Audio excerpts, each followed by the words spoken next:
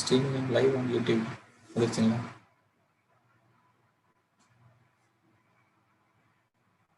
சொல்லவே இல்லை.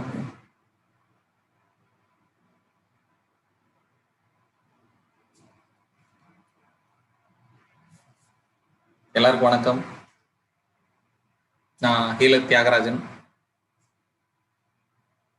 ஹீலர் பாஸ்கர் ஐயா உபயோகத்தில் உங்கள் எல்லாருக்கிட்டையும் நான் அக்குபஞ்சர்ன்ற தலைப்பு கீழே என்ன தெரிஞ்சுக்கிட்டனோ அதையெல்லாம் உங்கள்கிட்ட ஷேர் பண்ணிக்கிறதுக்காக வந்திருக்கிறேன். நான் போன வாரம் அக்குபஞ்சர் அப்படின்றது என்ன, எதுலாம் அக்குபஞ்சர்ன்ற தலைப்பில் எதெல்லாம் இருக்குது அப்படின்றத பற்றி பார்த்தோம். அக்குபஞ்சர் சிகிச்சையினுடைய சிறப்புகளை பற்றியும் நாம் சில இதெல்லாம் பார்த்தோம். அதுக்கப்புறம் அக்குபஞ்சர்ல இருக்கக்கூடிய பஞ்சபூதங்கள், அதாவது இந்த பிரபஞ்சம் பஞ்சபூதங்களால் ஆனது, அது உருவான வரிசை, அப்படி சில விஷயங்களை நாம பார்க்கணும். அப்புறம் ஒவ்வொரு பஞ்சபூதத்தினுடைய தன்மைகளையும் நாம பார்க்க ஆரம்பிச்சோம்.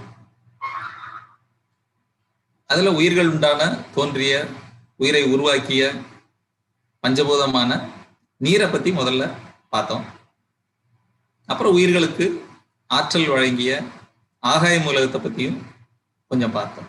அதனுடைய தன்மைகள், நமக்குள்ள அதனுடைய தன்மைகள் எப்படியெல்லாம் இருக்குது அப்படின்றத பத்தி. அப்புறம் நெருப்பு மூலகத்துல ஒரு பகுதியை நாம பார்த்தோம். நெருப்பு மூலகம் ரெண்டு பகுதியா உண்டு. ஒண்ணு உடல் ரீதியான நெருப்பு, வெப்பம். இன்னொன்று மன ரீதியான நெருப்பு. அது நம்ம மனதனுடைய எண்ணங்கள், செயல்பாடுகள், அதனுடைய அடிப்படை. அதுல இன்னைக்கு நாம முதல்ல நெருப்பு மூலகத்துல மனதினுடைய செயல்பாடுகள், மனம் தொடர்புடைய நெருப்பு, அது எப்படி இருக்குது அப்படின்றத பார்க்கிறோம். பொதுவா இந்த நெருப்பு மனிதர்கள்ட்ட மட்டும் இருக்கக்கூடியது. மற்ற உயிர்கள் எடுத்துக்கிட்டோம் அப்படின்னா இந்த நெருப்பு அவங்ககிட்ட கிடையாது.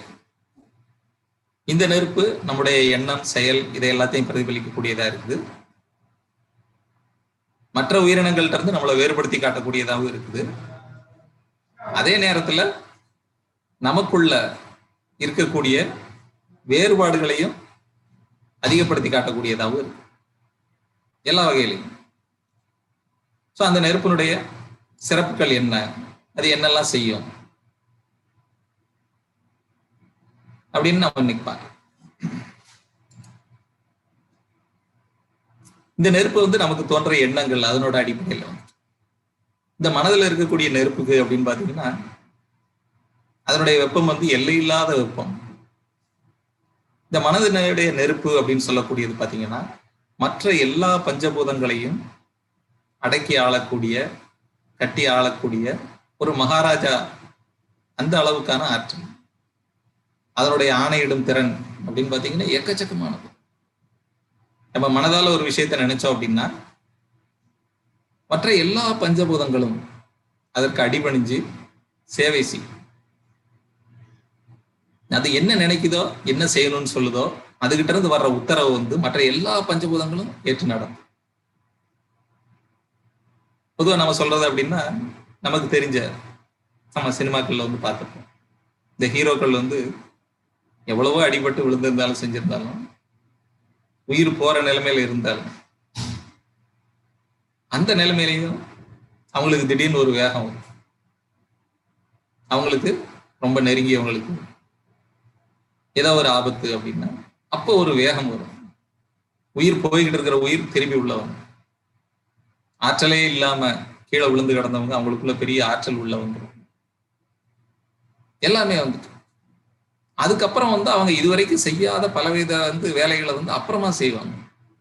அந்த அளவுக்கு மனதுக்கான நெருப்பு மிகப்பெரிய ஆற்றல் உடையது. எல்லா பஞ்சபூதங்களையும் ஆணையிட்டு கட்டுப்படுத்தக்கூடியது. மனிதர்களுக்கு இது ஒரு மிகப்பெரிய வரப்பிரசாதம். மனிதர்களால எதையும் செய்ய முடியும் அப்படின்னு சொல்றதுக்கு அடையாளமும் இந்த நெருப்பு தான். நமக்கும் பெரிய பெரிய தலைவர்களுக்கும் பெரிய சாதனைகள் புரிஞ்சவங்களுக்கும் வித்தியாசம் என்ன அப்படின்னு பாத்தீங்கன்னா இந்த நெருப்புல மட்டும்தான் வித்தியாசம் இருக்கு, வேற எந்த வித்தியாசமும் கிடையாது. இந்த நெருப்பு நம்ம எப்படி வளர்த்துக்க முடியும், இதை எப்படி நிறைவா நாம பெற முடியும் அப்படின்னு பாத்தீங்கன்னா, ரொம்ப சின்ன விஷயம். அதாவது நமக்கு பிடிச்ச விஷயங்களை செய்யும் போது, நாம எந்த விஷயத்தையும் விரும்பி அனுபவிச்சு செய்யும் போது, இந்த நெருப்பு ரொம்ப பிரகாசமா எரியும். அதனுடைய ஆற்றல் அளவிட முடியாது.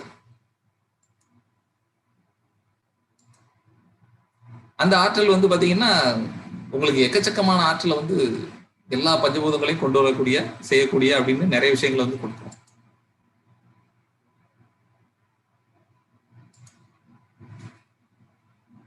ஸோ இந்த பிடிச்ச விஷயம் அப்படின்றது பாத்தீங்கன்னா எக்கச்சக்கமா நிறைய வேலையை செய்யக்கூடியதா இருக்கும். எப்பயுமே நமக்கு சிம்பிளா தெரியும். ஆனா நம்ம கடைசியா எப்ப நமக்கு பிடிச்ச வேலையை செஞ்சோம் அப்படின்னு நீங்க யோசிச்சு பாத்தீங்கன்னா, அதுக்கான விளக்கமும் உங்களுக்கு கிடைச்சிடும். ஏன் பிடிச்ச விஷயத்த செய்யறது இல்லை, ஏன் பிடிச்ச மாதிரி நாம இருக்கிறது இல்லை, இதுக்கெல்லாம் விளக்கமே கிடையாது. அவ்வளவு ஏன் என்கிட்ட சிகிச்சைக்கு வர்றவங்ககிட்ட கூட ரொம்ப முக்கியமான ஒரு கேள்வி கேட்பேன், உங்களுக்கு என்ன பிடிக்கும் அப்படின்னு. இந்த என்ன பிடிக்கும்ன்ற கேள்விக்கு அவங்க பதில் சொல்ற விதம், ஒரே வரியில உடனடியா பதில் சொல்றவங்களுக்கு அவங்களுக்கு சிகிச்சை கொடுக்கறது ஈஸி, அவங்கள குணப்படுத்துறது எளிது. ஆனா எதிர்கேள்வி கேட்கறவங்க, நீங்க எதை பத்தி கேட்குறீங்க, அப்படியெல்லாம் எனக்கு எதுவுமே கிடையவே கிடையாது, எது கிடைச்சாலும் நான் அனுசரிச்சு போய்க்குவேன் அப்படின்னு சொல்றவங்களுக்கு எல்லா பஞ்சபூதங்களுமே பலவீனமா இருக்கும். எந்த பஞ்சபூதத்துக்கு நீங்க எனர்ஜி கொடுத்தாலும் அது உடனே உள்வாங்குமா அப்படின்றதெல்லாம் சந்தேகம் தான். ஸோ எல்லாருக்குமே நான் சொல்றது குறிப்பா, ஒரு நாளைக்கு 1 மணி நேரமாவது உங்களுக்கு பிடிச்ச விஷயத்துக்கு ஒதுக்குங்க. உங்களுக்கு பிடிச்ச விஷயத்த நீங்க செய்யும் போது நம்ம உடலுக்கும் மனதுக்கும் உண்டான இடைவெளி ரொம்ப குறைவா இருக்கும். அப்ப எல்லா வகையான சிகிச்சையும் மேற்கொள்றது, அது கொடுக்கக்கூடிய பலன் அப்படின்றது பாத்தீங்கன்னா எல்லாமே அருமையா இருக்கு. ஸோ இந்த நெருப்பு நம்மள உயர்ந்த நிலைக்கு எடுத்துட்டு போகக்கூடிய ஒரு அற்புதமான விஷயமா இருக்கு. இந்த நெருப்பு பாத்தீங்கன்னா குழந்தைங்கிட்ட ரொம்ப அருமையா இருக்கு. அக்குபஞ்சர்ல யாருக்கு நிறைய தெரியும் அப்படின்லாம் நிறைய பேருக்கு இது இருக்கு. நிறைய பேர் எனக்கு ஃபோன் பண்ணி கேட்பாங்க, இது என்ன பண்றது, அது என்ன பண்றது, இது என்ன. ஆனா உண்மையை சொல்லணும்னா குழந்தைங்களுக்கு அக்குபஞ்சர் ரொம்ப அருமையா தெரியும். அக்குபஞ்சர் ஒருத்தர் 20 வருஷமா படிச்சு மாஸ்டர் ஆயிட்டாரு அப்படின்னு சொல்லி சொன்னாக்க, இந்த குழந்தைங்க இருக்கிறாங்க பார்த்தீங்களா, அந்த 1 வயசு 2 வயசு குழந்தைங்க அவங்க எல்லாம் அக்குபஞ்சர்ல கிராண்ட் மாஸ்டர்ஸ். அவங்கள அடிக்கிறது உலகத்துல ஆளே கிடையாது. அந்த அளவுக்கு அவங்களுக்கு எல்லாம் அக்குபஞ்சர் தெரியும். அவங்களோட ஒவ்வொரு நடவடிக்கையிலையும் நான் அந்த பஞ்சபூத தன்மைகளை நான் உணர்வேன். அவங்களுடைய ஆரோக்கியம், அதற்கான அடிப்படை, அவங்க வெளிப்படுத்துற மகிழ்ச்சி, என்ன தேவை அப்படின்றத தெளிவா சொல்லக்கூடிய தன்மை, அவங்களுக்கு ஏதாவது ஊர் வந்தாலும் கஷ்டம் வந்தாலும் செஞ்சாலும் அதை உடனடியா மறந்துட்டு அடுத்த நிமிஷம் வேற வேலையை பார்க்கணும். அவங்கள பார்த்து நான் நிறைய அக்குபஞ்சர்ல கத்துக்கிட்டு இருக்கேன். எனக்கு புரியாத பல விஷயங்களை எல்லாம் புரிய வச்சதுல அவங்களுக்கு நிறைய பங்கு, கணக்கிடவே முடியாது. இதுல என்ன அழகான ஒரு சங்கதி அப்படின்னா, நாம எல்லாருமே ஒரு காலத்துல அப்படித்தான் கிராண்ட் மாஸ்டரா இருந்திருக்கோம். நமக்கு எல்லா பிரச்சனைகளை விட்டு வெளியில வர தெரிஞ்சிருந்தது, கவலையே இல்லாம இருந்தோம், நாளைய பத்திய கவலையே இல்லாம. இப்ப நம்ம கிட்ட எல்லாம் வசதிகள், அது வேலை, அது எல்லாத்தையும் நம்ம பாதுகாப்பா செட் பண்ணிட்டோம். ஆனாலும் இன்னும் நமக்கு சந்தோஷமா இருக்கிறது எப்படின்றது நமக்கு தெரிய மாட்டேங்குது. நமக்கு பிடிச்சது என்ன அப்படின்னு கேட்டா நமக்கு தெரிய மாட்டேங்குது. இந்த பிடிச்சது அப்படின்றதுக்கு நீங்க நேரம் ஒதுக்குற போது மற்ற எல்லா பஞ்சபூதங்களும் இதற்கு கட்டுப்படும். உங்களுக்கு ஆரோக்கிய குறைவு அப்படின்றது ஒண்ணு ஏற்படவே படாது. எந்த வகையிலையும். என்கிட்ட நிறைய கேள்விகள் வரும், எதை சாப்பிடலாம், பிடிச்சதை சாப்பிடுங்க. நிறைய பேர் சொல்லுவாங்க, நான் இத்தனை மணிக்கு எந்திரிப்பேன், இந்த பயிற்சி எல்லாம் பண்ணுவேன், இந்த யோகா பண்ணுவேன், இதெல்லாம் சாப்பிடுவேன். இதெல்லாம் நீங்க உண்மையிலேயே பிடிச்சு செய்றீங்களா? பிடிச்சு செஞ்சா மட்டும்தான் அதற்கான பலன் உங்களுக்கு கிடைக்கும். எல்லாத்தையும் நீங்க கடனேன்னு செய்யும்போது உங்களுக்கு அதுல உள்ள எந்த பலனும் உங்களுக்கு கிடைக்க போறதில்லை. கூடுதலா அது உங்களுக்கு எடுக்கிறதுக்கான வேலையும் சேர்த்தே செய்யலாம். ஏன்னா எந்த பயிற்சியவும் எந்த உணவையும் உங்களுக்கு என்ன அளவு எப்படி செய்யணும், அது என்ன கொடுக்கும் உங்களுக்கு, அது கொடுக்கறது உண்மையிலேயே உங்களுக்கு தேவையா, இதெல்லாம் நம்ம யாருக்குமே தெரியவே தெரியாது. அப்படியே தெரிஞ்சாலும் ஏதோ அரையும் குறையுமா தெரியும். முழுமையா தெரியறதுக்கான வாய்ப்பு வந்து ரொம்ப குறைவு. அதனால எப்பயுமே எதை செஞ்சாலுமே நமக்கு பிடிச்சிருக்குதா அப்படின்றத ஒன்னையும் சேர்த்து கவனிச்சு செய்யணும். குறைஞ்சபட்சம் ஒரு நாளைக்கு ஒரு மணி நேரம் உங்களுக்கு ரொம்ப பிடிச்ச விஷயத்துக்கு ஒதுக்கு. கிட்டத்தட்ட சொல்றது அப்படின்னா, நம்ம போனை வந்து ஒரு நாளைக்கு ஒரு மணி நேரம் சார்ஜ் போடுற மாதிரி. அந்த ஒரு மணி நேரம் உங்க உடம்புக்கு உங்க மனசுக்கு உண்மையான நீங்க சார்ஜ் போட்டுட்டீங்க அப்படின்னா, அதுக்கப்புறம் நம்ம இந்த உலகத்துல எவ்வளவு கஷ்டம் வந்தாலும் நம்மளால சமாளிக்க முடியும். இந்த உலகத்துல இருக்க அத்தனை பேர் உங்களை புரட்டி புரட்டி எடுத்தாலும் திரும்ப நீங்க கம்பீரமா எழுந்து நிக்க முடியும். அந்த ஒரு மணி நேரம் மட்டும் யாருக்காகவும் எதுக்காகவும் விட்டு கொடுக்காதீங்க. உங்க சந்தோஷத்துக்கான அந்த ஒரு மணி நேரம். அதுக்கெல்லாம் எங்க சார் நேரம் இருக்குது? இது நிறைய பேரோட கேள்வி. நானும் சொல்லுவேன், தினம் பல்லு விளக்குறீங்களா, இனிமே பல்லு விளக்காதீங்க. அந்த நேரத்துல சந்தோஷமா இருக்க வேலை. குளிக்கிறீங்களா, இனிமே குளிக்காதீங்க. வேற ஏதாவது செய்யுது இந்த மாதிரி ரொம்ப முக்கியம் அப்படின்ட்டு நீங்க செய்யுது. வாக்கிங் போறீங்களா, அதெல்லாம் செய்யுது. யோகா பண்றீங்களா, எக்ஸசைஸ் பண்றீங்களா, இது செய்யுங்க. பேப்பர் படிக்கிறீங்களா, அதெல்லாம் செய்யாதீங்க. இதுக்கு முதல்ல நேரம் ஒதுக்குங்க. அதெல்லாம் செய்யணுமா வேண்டாமா அப்படின்றதெல்லாம். ஆனா இத வந்து நீங்க கண்டிப்பா செய்யணும். ஒரு நாளைக்கு ஒரு மணி நேரம் உங்களுக்கு பிடிச்ச விஷயம். அப்ப இந்த மகாராஜா தன்மை உள்ள உங்க மனசுல இருக்கக்கூடிய இந்த நெருப்பு, இந்த பஞ்சபூதம் மற்ற எல்லாத்தையும் கட்டியாலும் உங்களை எல்லா விதமான பிரச்சனைகளையும் தாங்கக்கூடிய சக்தியை வந்து உங்களுக்கு கொடுக்கும்.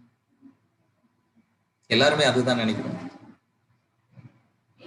பொதுவா வீட்டுல எல்லாருமே வந்து ஒரு விளக்கு ஒரு நெருப்பு ஏற்றுறது, பூஜை பண்றது, கும்பிடுறது, இதெல்லாம் நம்ம செய்வோம். ஆனா இதெல்லாம் நமக்கு என்ன கொடுக்குன்னு நமக்கு தெரியாது வந்துட்டு. ஆனா உண்மையில இதையெல்லாம் இப்ப நாம நெருப்பை பத்தி எதெல்லாம் பேசணுமோ, உடல் ரீதியான நெருப்பு, மன ரீதியான நெருப்பு, ரெண்டுக்குமான சக்தியை வந்து அந்த நெருப்பு உங்களுக்கு கொடுக்கும். ஆனா நம்ம சரியா இருந்தாதான் நம்ம உடம்பு வந்து வாங்கும். நீங்க எந்த வகையான ஆற்றலை வேணாலும் கொடுக்கலாம். பிரபஞ்சம் வந்து எல்லாருக்கும் பாரபட்சம் இல்லாம தான் ஆற்றல் கொடுத்துட்டு இருக்குது. பாரபட்சம் இல்லாம யாருக்கும் அதுக்கு அதை பொறுத்த மட்டும் பாரபட்சமே கிடையாது. ஆனா நம்ம உடம்பு வாங்கிக்குமா அப்படின்றதுக்கு தான் நான் சொல்றது. நீங்க மகிழ்ச்சியா இருக்கும்போது, உங்களுக்கு பிடிச்ச விஷயங்களை செய்யும் போது, உங்க உடம்புல இருக்கிற அத்தனை செல்களும் அதுக்கு தேவையான ஆற்றலை பிரபஞ்சத்துல இருந்தே வாங்கிக்கும். நீ வேற எதுவுமே செய்ய வேண்டாம். அதுக்குன்னு தனிப்பட்ட ஒண்ணுமே செய்ய வேண்டாம். சோ தினசரி ஒரு மணி நேரம் உங்கள் மனதில் இருக்கக்கூடிய நெருப்பு அது பிரகாசமா எரியுது. உங்க தன்னம்பிக்கையை வளர்க்கறது அந்த ஒரு மணி நேரம். அதை மட்டும் யாருக்கிட்ட எதுக்காகவும் காம்ப்ரமைஸ் பண்ணி. நிறைய பலவிதமான குழப்பமான பிரச்சனைகள்லாம் வந்து என்கிட்ட கேட்பாங்க. எங்கிட்ட சில கெட்ட பழக்கங்கள்லாம் இருக்குது, இதை விடுறதுக்கு நீங்க ஏதாவது வச்சிருக்கீங்களா, கருத்து சொல்ல முடியுமா? அப்ப வந்து நான் சொல்லுவேன், அந்த கெட்ட பழக்கத்தை வந்து நீங்க சந்தோஷமா இருக்கும்போது மட்டும் பண்ணுங்க. எதுகிட்ட இருந்தா தப்பிக்கிறதுக்காகவோ, உங்களுக்கு நீங்க கஷ்டத்துல இருக்கும் போதும் அதை நீங்க பண்ணாது. சந்தோஷமா இருக்கும்போது எந்த பழக்கம் வேணாலும் பண்ணுங்க, அது உங்களை ஒண்ணுமே பண்ணாது. அது உங்க கட்டுப்பாட்டுலயும் இருக்கும். ஆனா நீங்க பலவீனமான நேரத்துல கஷ்டத்துல இருக்கும்போது ஏதாவது கெட்ட பழக்கத்தை நீங்க கையில எடுத்தீங்க அப்படின்னா நீங்க சீக்கிரமே அதுக்கு நீங்க அடிமையாயிடுவீங்க. அது உங்களை கட்டுக்குள்ள வச்சிருக்கோம், அதை உங்களால விடவே முடியவே முடியாது. ஸோ யாரா இருந்தாலும் எந்த கெட்ட பழக்கம் இருந்தாலும் இந்த ஒரு அடிப்படை ஃபார்முலா மட்டும் கரெக்டா வச்சுக்கணும். உங்களை யாரும் அசைக்கவே முடியாது.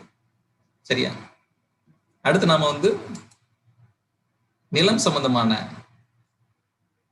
அதனுடைய சிறப்புகளை வந்து நாம பார்க்கலாம்.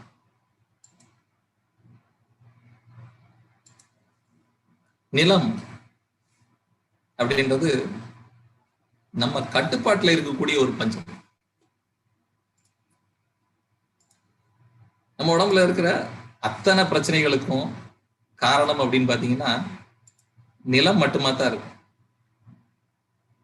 ஏன்னா இது வந்து நம்மளுடைய கட்டுப்பாட்டுல இருக்கு. இந்த நிலத்தை வந்து நாம எப்பயுமே உனக்கு எவ்வளவு எனக்கு எவ்வளவு அப்படின்னு ரொம்ப எளிமையா பிரிச்சுக்கிறோம். மற்ற எந்த பஞ்சபூதத்தையும் நாம இது மாதிரி பிரிச்சுக்க முடியாது. எனக்கு இவ்வளவு உனக்கு இவ்வளவு அப்படின்றத பிரிச்சுக்கவே முடியாது. இந்த ஒண்ணு மட்டும் பாத்தீங்கன்னா நம்ம கிட்ட மாட்டிக்கிட்டு படாத பாடு. ஸோ என்ன அளவுல யாருக்கிட்ட எப்படி வச்சுக்கிறது செய்யுது, நிறைய குழப்பம். இதை வந்து எப்ப நாம பிரிக்க ஆரம்பிச்சோம் அப்படின்னு பாத்தீங்கன்னா இப்ப 100 வருஷத்துக்கு முன்னாடியே இந்த இடம்லாம் நமக்கு இல்ல. நம்ம இப்போ சமீபத்துல வந்து பாத்தீங்கன்னா பிறவர்கிட்ட வந்து வாங்கிட்டு இருக்கோம். அதுக்கு முன்னாடி இதெல்லாம் யாருகிட்ட இருந்தது? யாரு இந்த மாதிரி பிரிச்சு கொடுக்கறது? இதை வந்து பணம் கொடுத்து வாங்குறது, தனக்கு சொந்தம் அடையாளப்படுத்துறது, இதெல்லாம் யார் ஆரம்பிச்சு வச்சாங்க? அன்னைக்கே நமக்கான எல்லா பிரச்சனைகளையும் அவங்க ஆரம்பிச்சு வச்சிட்டாங்க. நிலம் வந்து பொதுவா அரசாங்கத்துக்கு கீழே, முன்னாடி எல்லாம் வந்து கிராமங்களுக்கு கீழே மொத்தமா இருக்கும். எல்லாரும் சேர்ந்து வேலை செய்வாங்க. அதுல கிடைக்கிற பலனை வந்து ஒரு பகுதியை வந்து அரசாள்றவங்களுக்கு கொடுத்துட்டு ஒரு பகுதியை இவங்கெல்லாம் அப்படி எடுத்துக்கூடிய ஒரு காலம் இருந்திருக்கு. ஸோ தனி மனிதனுக்கு எந்த விதமான நிலமும் இல்லாம இருந்தது. அந்த காலகட்டத்துல பாத்தீங்க அப்படின்னா பொதுவா இத்தனை வகையான நோய்களோ பிரச்சனைகளோ பெரும்பாலும் இல்லாமலே இருந்துட்டு. ஆனா இப்ப எல்லா பிரச்சனைக்கும் காரணம் வந்து நிலம். இதுக்கு வடிவம் இருக்கிறதுனால, நம்ம கட்டுப்பாட்டுல எடுத்துக்க முடிகிறதுனால நம்ம இதை வந்து துண்டு துண்டா ஆக்கி ஏகப்பட்ட பிரச்சனை உண்டு. நம்ம உடம்புலையும் பாத்தீங்கன்னா வடிவம் உள்ளது என்ன அப்படின்னு பாத்தீங்கன்னா நம்ம உடம்பு தான். இந்த உடம்புக்கு மட்டும் வடிவம் இருக்குது. அதனால இந்த நம்ம மொத்த உடலையுமே உருவாக்குறது அப்படின்னு பாத்தீங்கன்னா நிலம் தான். உடம்புல இருக்க அத்தனை உறுப்புகளையும் உருவாக்குறது நிலம். அதை வளர்க்கிறது, பராமரிக்கிறது எல்லாமே வந்து நிலத்துக்கான வேலை. சோ இந்த நிலம் வந்து என்னென்ன வடிவத்துல எல்லாம் இருக்குது, வெளியில என்ன தெரியுது? நிலம்னு சொல்றது வந்து பூமி, மண், தாய், இப்படி எப்படி வேணாலும் சொல்லலாம். இது எல்லாமே நிலத்துக்கு கீழே வந்து. சோ இதை பத்தி நமக்கு என்னெல்லாம் தெரியுமோ அதை எல்லாத்தையுமே நாம இங்க கொண்டு வந்து கொஞ்சம் ஒப்பிட்டு பார்க்கலாம். நிலத்தினுடைய மிக முக்கியமான பண்பு என்ன அப்படின்னு பாத்தீங்கன்னா கொடுக்கிறது. நம்ம கிட்ட இருக்கிற அத்தனையுமே, நம்மளை சுத்தி இருக்கிற அத்தனை பொருட்களையும் நீங்க பாருங்க. இதை எல்லாம் எங்க இருந்து வந்தது அப்படின்னு பாத்தீங்கன்னா எல்லாம் ஒரு காலத்துல மண்ணுக்குள்ள இருந்தது. மண்ணுக்குள்ள இருக்கிறத நாம எடுத்து அதுக்கு பல்வேறு வடிவங்கள்லாம் நாம கொடுத்து நாம உபயோகப்படுத்திக்கிட்டு இருக்கோம். ஸோ கொடுக்கிறது அப்படின்றது வந்து நிலத்துக்கான மிக முக்கியமான தன்மை. ஸோ யாருகிட்ட எல்லாம் இந்த கொடுக்கிற மனப்பான்மை இருக்குதோ அவங்க கிட்ட எல்லாம் நிலத்தன்மை கொஞ்சம் சரியா இருக்கு. கொஞ்சம் நிலத்தை மாதிரி வந்து யாருமே வந்து நிபந்தனை இல்லாம கொடுக்கறது இல்லை. நம்ம கிட்ட எல்லாம் நிபந்தனை வச்சிருக்கோம். யாருக்காவது ஏதாவது கொடுக்கணும் அப்படின்னா ஒரு சின்ன நிபந்தனை நம்ம எல்லாரும் வச்சிருக்கோம். அப்படி நிபந்தனை இல்லாம யாராவது கொடுக்குறாங்களா அப்படின்னு பாத்தீங்கன்னா இருக்கிறாங்க. நமக்குள்ளேயும் ஒருத்தர் இருக்கிறாங்க, நம்ம கிட்ட இருக்கிறாங்க. அது யாருன்னு பாத்தீங்கன்னா நம்முடைய தாய், அம்மா. அவங்க மட்டும்தான் நிபந்தனை இல்லாம கொடுப்பாங்க. எல்லாரும் கொடுக்க மாட்டாங்க. அவங்க பிள்ளைங்களுக்கு மட்டுமாவது நிபந்தனை இல்லாம கொடுப்பாங்க. சில நேரங்கள்ல அவங்களும் நிபந்தனை போடுவாங்க. உனக்கு இதெல்லாம் வேணும்னா நீ இப்படி எல்லாம் நடக்கணும், இதையெல்லாம் செய்யணும். எப்ப நிபந்தனையோட கொடுக்க ஆரம்பிக்கிறாங்களோ அப்ப அவங்க பிள்ளைங்களே சொல்லிடுவாங்க, நீ எல்லாம் ஒரு அம்மாவா? நீ அம்மாவே கிடையாது. சோ நிபந்தனை இல்லாம கொடுக்கிறது எல்லா காலத்திலயும் இல்லைனாலும் ஒரு குறுகிய காலத்துக்காவது அவங்க கிட்ட நிலத்தினுடைய தன்மை இருக்கு. சரி, இது வந்து ரொம்ப முக்கியமான ஒரு அடையாளம்.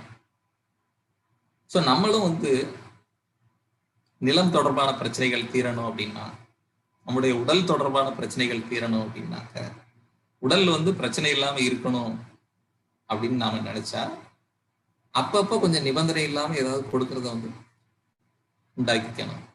நிறைய கொடுத்தீங்க அப்படின்னா நிறைய ஆரோக்கியமா இருக்கலாம். நிலம்ன்றது உடல் தான், அது வேற இது வேற அப்படியெல்லாம் கிடையவே கிடையாது. ஸோ கொடுக்கணும். அடுத்து இன்னொன்னு பாத்தீங்கன்னா பொறுமை. பொறுத்தார் பூமி ஆழ்வார் அப்படின்னு சொல்லுவாங்க. ஸோ பூமி ஆள்றது அப்படின்னா பொறுமையானவங்க, நிலத்தினுடைய தன்மை இருக்கிறவங்க பூமியை ஆள்வாங்க.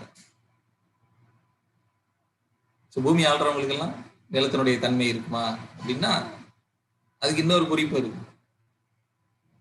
நமக்கு தெரிஞ்சு பொறுமையா இருக்கிறது அப்படின்னு பார்த்தா பெரும்பாலும் அம்மா மட்டும்தான். வெளியிடங்கள்ல சிலரை வந்து நாம பார்க்கலாம், ரொம்ப பொறுமையா இருப்பாங்க.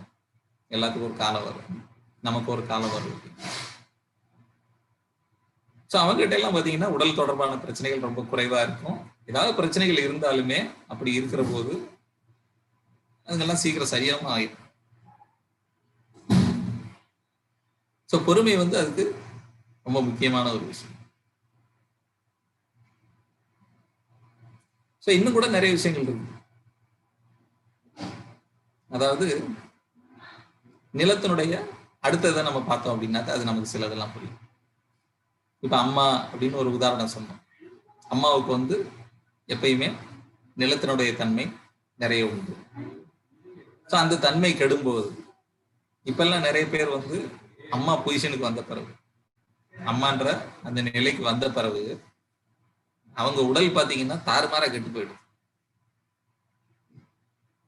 அதுக்கு என்ன காரணமா இருக்கலாம் இல்லையா? உண்மையிலேயே அம்மான்ற வேலையை வந்து அந்த மாதிரி தான் அவங்க பாக்குறாங்க. அம்மான பிறகுதான் என்னுடைய உடல் இப்படி ஆயிடுச்சு. ஸோ இதுவரைக்கும் சொன்னதுல உங்களுக்கு சில விளக்கங்களும் கிடைக்கும். அவங்ககிட்ட வந்து அந்த மாதிரி கொடுக்கிற தன்மை இல்லை அப்படின்றது. ஸோ அது வரைக்கும் அவங்களுக்கு பொறுமை இல்லாம போயிருக்கலாம். அவங்க அம்மான நிலையவே வந்து அனுபவிக்காம அதை ஒரு தண்டனையா அவங்க நினைச்சு கூட இருந்திருக்கலாம். இது எல்லாங்களும் கூட காரணமா இருக்கலாம். ஆனா பொதுவா அதெல்லாம் இருக்கிறவங்களுக்கு அது ஒரு ஆனந்தமான ஒரு சூழலா இருக்கும். அப்ப அந்த அம்மா என்னெல்லாம் பண்ணுவாங்க அப்படின்னா எல்லாத்தையும் பண்ணுவாங்க. ரொம்ப பொறுமையா எக்கச்சக்கமா கொடுக்குறது. சரி, நம்ம சில இதுங்களோட வந்து பின்னாடியில வந்து பாத்தீங்கன்னா தாய் அப்படின்றத நாம சேர்த்துக்கணும்.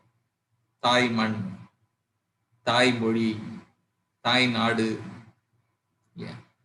ஸோ இதுங்க எல்லாமே வந்து பாத்தீங்கன்னா அம்மாவோட தன்மையை காட்டக்கூடியதுதான், நிலத்துக்கான ஆரோக்கியத்தை காட்டக்கூடியதுதான். தாய் மண் அப்படின்னு சொல்லும் போதே நாம பிறந்த மண், மண்ணுன்னு சொல்றதுலயே நமக்கான ஒரு அடையாளம் இருக்குது. நம்ம உடல் உருவான மண் அது, இந்த உடலை உருவாக்கிய மண் அது. ஸோ இந்த மண்ணுக்கு இந்த உடலுக்கும் ரொம்ப பொருத்தம் வந்து நிறைய இருக்கும். என்னுடைய ஆரோக்கியத்துல மண்ணுக்கு வந்து நிறைய பொறுப்பு இருக்குது. அந்த மண் வந்து நமக்கான உடல் தேவையை வந்து நிறையவே பூர்த்தி பண்ணுவோம். அதே மாதிரி நம்முடைய தாய்மொழி, நம்முடைய உடலுடைய ஆரோக்கியத்துல வந்து நம்முடைய தாய்மொழிக்கு நிறைய பங்கு இருக்குது. ஏன்னா இந்த உடம்புடைய டிசைனை வந்து உண்டாக்குனது அந்த மண். நம்ம ஆரம்பத்துல அம்மா வயிற்றுல இருக்கும்போது கேட்ட மொழி வந்து ஒரு மொழி. ஸோ இது எல்லாமே வந்து பாத்தீங்கன்னா இந்த உடலுக்கு மிக பொருத்தமான, அதே நேரத்துல சரியான ஆரோக்கியம் தரக்கூடிய விஷயங்களும் இந்த ரெண்டுலயும் இருக்குது. உடம்போட டிசைன் ஒண்ணு இருக்குது இல்லையா? நம்ம பிறந்த மண்ணுல அங்க இருக்கக்கூடிய காற்று, வெப்பம், சூழல் எல்லாத்தையுமே வந்து அது சார்ந்து இருக்குது. இந்த உடல் உண்டானது எல்லாத்தையும் சார்ந்துதான் உண்டாயிருக்கு. ஸோ பொதுவாகவே இந்த தாய் மண்ணை விட்டு விலகி இருக்கிறவங்களுக்கும், தாய்மொழி பேசாதவங்களுக்கும், தாய்நாட்டை விட்டு விலகி இருக்கிறவங்களுக்கும் ஆரோக்கிய குறைவு அப்படின்றது, அது சார்ந்த பிரச்சனைகள் இருக்கிறதும் வந்து ரொம்ப சாதாரணமானது. அவங்களுக்கு என்ன செஞ்சாலுமே ஒரு சரியாகல அப்படின்ற ஒரு நினைப்பு வந்து எப்பயுமே இருக்கும். ஸோ இது எல்லாத்தையுமே நம்ம சேர்த்தே தான் பார்க்கணும். ஸோ உடல் தொடர்பான இந்த பிரச்சனைகள்லாம் அவங்களுக்கு கொஞ்சம் அதிகமாகவே இருக்கும். அதே நேரத்தில் இன்னொன்று, இந்த நிலசக்தி வந்து நமக்கு எப்படி கிடைக்கும், எதுல இருந்து நமக்கு கிடைக்கும்? ஸோ இது வந்து ரொம்ப காம்ப்ளிகேட்டட், ரொம்ப குழப்பமான ஒரு கேள்வி. பொதுவா வந்து நிலத்துல விளையக்கூடிய பொருட்கள் அது வந்து நமக்கான நிலத்தன்மையை கொடுக்கும். ஸோ எல்லாருக்கும் கேள்வி இருக்கும், எது நல்ல உணவு? நாம பிறந்த மண்ணுல விளையிறது, நமக்கு வாழ்ற மண்ணுல ரொம்ப பக்கத்துல விளையக்கூடிய ஒண்ணு நமக்கான நிலத்தன்மையை நிறைவா பூர்த்தி பண்ணும். நம்மளோட உடல் தேவையை வந்து நிறைவா பூர்த்தி பண்ணும். நம்ம மண்ணுல விளையாதது நம்ம உடலுக்கான தேவையை அவ்வளவு பூர்த்தி பண்ணாது. இவ்வளவுதான் வந்து நாம புரிஞ்சிக்க வேண்டியது. ஸோ எந்த உணவை பார்த்தீங்கன்னாலும் இது நான் பிறந்த மண்ணில் விளைஞ்சதா அப்படின்ற ஒரே ஒரு கேள்வியை மட்டும் கேட்டு உங்க நிலத்துக்கான தன்மையை, உங்க உடலுக்கான ஆரோக்கியத்தை நீங்க ஈஸியா வாங்கிக்கலாம். நிறைய சொல்லுவாங்க, ஆப்பிள் ஆப்பிள் இந்த ஊர்ல விளையுமா? ஒரு கேள்வி கேட்ட உடனே ஆப்பிள் வந்து இந்த போட்டியில இருந்து விளையும், ஆட்டோமேட்டிக்கா விளையும். பேரிச்சம்பளம் இந்த மண்ணில் விளையுமா? விளையாது, விலகு, போட்டி விட்டு விலகு. ஆரஞ்சு விளையுமா? போட்டி விட்டு விலகு. ஸோ எந்த உணவு அப்படின்றதுல பார்த்தீங்கன்னா இதெல்லாம் வந்துடும். அதே மாதிரி கிழங்குகளும் பொதுவாக பார்த்தீங்கன்னா மலைப்பிரதேசங்கள்ல தான் விளையும். உருளைக்கிழங்கு, கேரட்டு, பீட்ரூட்டு, மரவள்ளி, இதுங்களெல்லாம் பொதுவாக சமப்பரப்புகளில் அவ்வளவெல்லாம் விளையாது. ஒரு சில ஐட்டங்கள் கொஞ்சம் விளையலாம், ஆனா பொதுவா இதனுடைய அடையாளம் அப்படின்னு பாத்தீங்கன்னா மலைப்பிரதேசங்கள் தான். ஸோ அங்க பிறந்த உடலுக்கு இந்த உணவுகள்லாம் சரியா. இந்த உணவுகள்னால வந்து நம்ம இன்னொரு விஷயத்தையும் புரிஞ்சுக்கலாம். இந்த உணவை எடுக்கும்போது நம்ம உடலுக்கான நிலத்தன்மை பூர்த்தி ஆகும் போது எல்லாருமே ஒரு நிலையில வந்து போதும் அப்படின்னு சொல்ல வேண்டிய கட்டாயம். இந்த போதும் சொல்றது நிலத்தினுடைய இன்னொரு பண்பு. நிலத்தன்மை நமக்குள்ள பூர்த்தி ஆகும் போது அப்பதான் நம்மளால போதும் அப்படின்ற ஒரு வாசகத்தை சொல்ல முடியும். அது நிலத்தினுடைய சிறப்பு. நிலத்தன்மை யாருக்கிட்ட சரியா இருக்குதோ, நிறைவா இருக்குதோ, சமநிலையில இருக்குதோ, அவங்க எல்லாத்துலயும் போதும் என்ற மனஸ்தன்மையோட, மனப்பாடோட, அது வெளிப்பாடோட வந்து அவங்க இருப்பாங்க. ஸோ யாருக்கிட்ட எல்லாம் இது போதும் அப்படின்ற தன்மை இல்லையோ, எனக்கு இன்னும் வேணும், இன்னும் வேணும், இன்னும் வேணும், அவங்ககிட்ட எல்லாம் நிலத்தன்மை குறையும், உடல் தொடர்பான ஆரோக்கியமும் சீக்கிரமே குறைஞ்சிடும். ஸோ போதும் என்ற மனம் ரொம்ப ரொம்ப முக்கியமானது. அப்புறம் நம்ம நிலத்தன்மை உள்ள உணவுகள் அப்படின்னு பேசும்போதே நமக்கு தெரிஞ்சிருக்கு நம்ம எதை சாப்பிட்றது, எதை சாப்பிட்றதுக்கு இப்போ வந்து நம்ம ஒரு விளக்கம் சொல்லணும். பொதுவாக நம்ம மண்ணில் விளையிறத வந்து நமக்கு மிக அதிகமான பொருத்தமுள்ள உணவாக இருக்கும். நம்ம மண்ணில் விளையும், அதுதான் முதல் குறிப்பு வந்து. இவன் நான் இங்க கோயம்புத்தூர்ல இருந்து பேசிட்டு இருக்கிறேன். ஸோ கோயம்புத்தூர்காரங்களுக்கு எந்த உணவு அப்படின்னா எப்படி கண்டுபிடிக்கிறது? நம்ம அறிவுனால பாத்தீங்க அப்படின்னா உலகத்துல எங்க விளைஞ்சிருந்தாலும் கோயம்புத்தூர்ல கிடைக்க முடியும். அதனால உணவை கண்டுபிடிக்கிறது வந்து கொஞ்சம் கஷ்டமான விஷயம். தமிழ்நாட்டில் எந்த பகுதியில் விளையிறதையும், மகாராஷ்டிராவில் விளையிறதையும் நிறைய நிறைய நிறைய. ஸோ பொதுவாக நீங்க மார்க்கெட்டு போனீங்க அப்படின்னா எந்த உணவுப் பொருள் விலை மலிவா கிடைக்குது, எந்த உணவுப் பொருள் மார்க்கெட்ல நிறைய குமிஞ்சு கிடக்குது, அது எல்லாம் பாத்தீங்கன்னா ரொம்ப பக்கத்துல விளைஞ்சுதான் இருக்கும். அதை கொண்டு வர்ற போக்குவரத்து செலவு அது எல்லாமே குறைவா இருக்கும். அதனால விலையும் ரொம்ப குறைவா இருக்கும். இப்படி சின்ன குறிப்பை வச்சு நாம சிலதெல்லாம் தெரிஞ்சுக்கலாம். இது கண்டிப்பா வந்து நாம வாழ்ற மண்ணுக்கு ரொம்ப பக்கமா விளைஞ்ச ஒரு உணவா இருக்கும் அப்படின்னு தெரிஞ்சுக்கலாம். ஸோ இந்த உணவு வந்து நம்ம அடிப்படையில் இப்படி செலக்ட் பண்ணிக்கலாம். எதை சாப்பிடணும், அப்புறம் எவ்வளவு சாப்பிடணும். உணவுன்னா நமக்கு வந்து கணக்கு வழக்கு இல்லாம சாப்பிடக்கூடிய ஒரு இது. ஸோ எவ்வளவு சாப்பிட்றது அப்படின்னு பார்த்தீங்கன்னா, திரும்ப நம்ம முதல்ல சொன்ன அந்த அடிப்படையை வந்து கணக்கில் எடுத்துக்கலாம். போதும், உடல் வந்து இது போதும் அப்படின்னு சொல்ற அளவுக்கு வந்து உணவை நாம எடுத்துக்கலாம். அதிக தப்பெல்லாம் ஒண்ணு. ஸோ இதுலயும் வந்து பாத்தீங்கன்னா, சரி அடுத்து நான் சொல்றேன். அப்புறம் உணவு வந்து எப்போ சாப்பிட்றது, நம்ம நிறைய குறிப்பு வச்சிருக்கோம். எப்போ சாப்பிட்றது, காலையில எழுந்த உடனே நமக்கு சூடா ஏதாவது ஒன்று வேணும். ஸோ வந்து அப்போ அதை எடுத்துக்கிறது. திரும்ப ஒரு 8 மணி 8:30 மணிக்கிட்டாக்க திரும்ப ஒரு தடவை உணவு எடுத்துக்கிறோம். அப்புறம் 11 மணி 12 மணி பக்கமா திரும்ப ஒரு தடவை ஏதாவது எடுத்துக்கணும். 2 மணிக்கு பக்கமா திரும்ப ஒன்று எடுக்கணும். ஒரு 5 மணிக்கு பக்கமா திரும்ப ஏதாவது சாப்பிடுவோம். அப்புறம் ஒரு 8 9 அப்புறம் படுக்கிறதுக்கு முன்னாடி அப்படின்னு ஸ்பெஷலா சில ஐட்டங்கள்லாம் நம்ம வச்சிருக்கோம். இதெல்லாம் உண்மையிலேயே நம்ம கணக்கு பார்த்தா சாப்பிட்டுட்டு இருக்கிறோம் அப்படின்னா அப்படியெல்லாம் ஒன்று சொல்றது இல்லை. ஸோ நம்ம முன்னோர்கள் வந்து சில குறிப்பு சொல்லியிருக்கிறாங்க. எப்போ சாப்பிடலாம் அப்படின்னா, பசித்து புசி. பசிக்காம எப்பயும் எதையும் சாப்பிடக்கூடாது. ஸோ நம்மளுடைய அக்குபஞ்சர்லயும் அடிப்படையில வந்து இதுதான் எல்லாருக்குமே சொல்றோம். பசிக்காம நீங்க வாயில போடுற அத்தனை உணவும் அது விஷம்தான். அது காலையில எழுந்த உடனே எனக்கு குடிக்காம இருக்க முடியாது, பழக்கமாயிடுச்சு. ஸோ காலையில 6 மணிக்கு நீங்க குடிக்கிற பழக்கம் இருந்தா சாயந்தரம் 6 மணிக்கு சிலர் குடிக்கிற பழக்கம் இருக்கு இல்லையா? ஸோ ரெண்டுக்கும் பாத்தீங்கன்னா ஒரே கெட்ட எஃபெக்ட் வந்து உடம்புல. ரெண்டுக்கும் ஒரு வித்தியாசம் கிடையாது இல்லையா? இதை மட்டும் கெட்டதுன்னு சொல்லியிருக்காங்க, அது கெட்டதுன்னு யாரும் சொல்லவே இல்லையா? ஸோ பசி இல்லாம சாப்பிட்றது அப்படின்றது வந்து உலகத்துல நடக்கிற உடம்புல இருக்கக்கூடிய அத்தனை பிரச்சனைகளுக்கும் ஆதாரம் அப்படின்னு பாத்தீங்கன்னா பசி இல்லாம.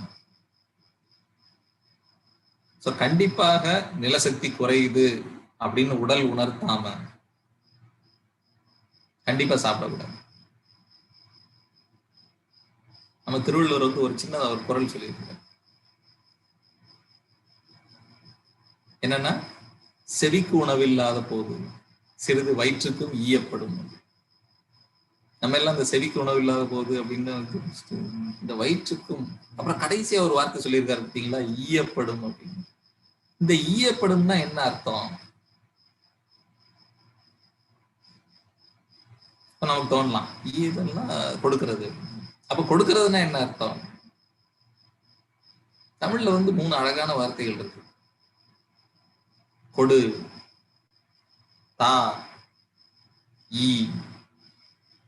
கொடுங்கிறது வந்து நமக்கு கீழே இருக்கிறவங்கிட்ட நாம கேட்கும்போது கொடு அப்படின்னு கேட்கும். நமக்கு சமமா இருக்கிறவங்கிட்ட கேட்கும்போது தா. நமக்கு மேல இருக்கிறவங்கிட்ட, உயர்ந்த நிலையில இருக்கிறவங்கிட்ட எப்படி கேட்கணும் அப்படின்னா ஈ. ஈ அப்படின்னா பிச்சை எடுக்கிறது, கேட்கறது. ஸோ வயிறு வந்து உங்ககிட்ட வந்து பிச்சை கேட்கணும்.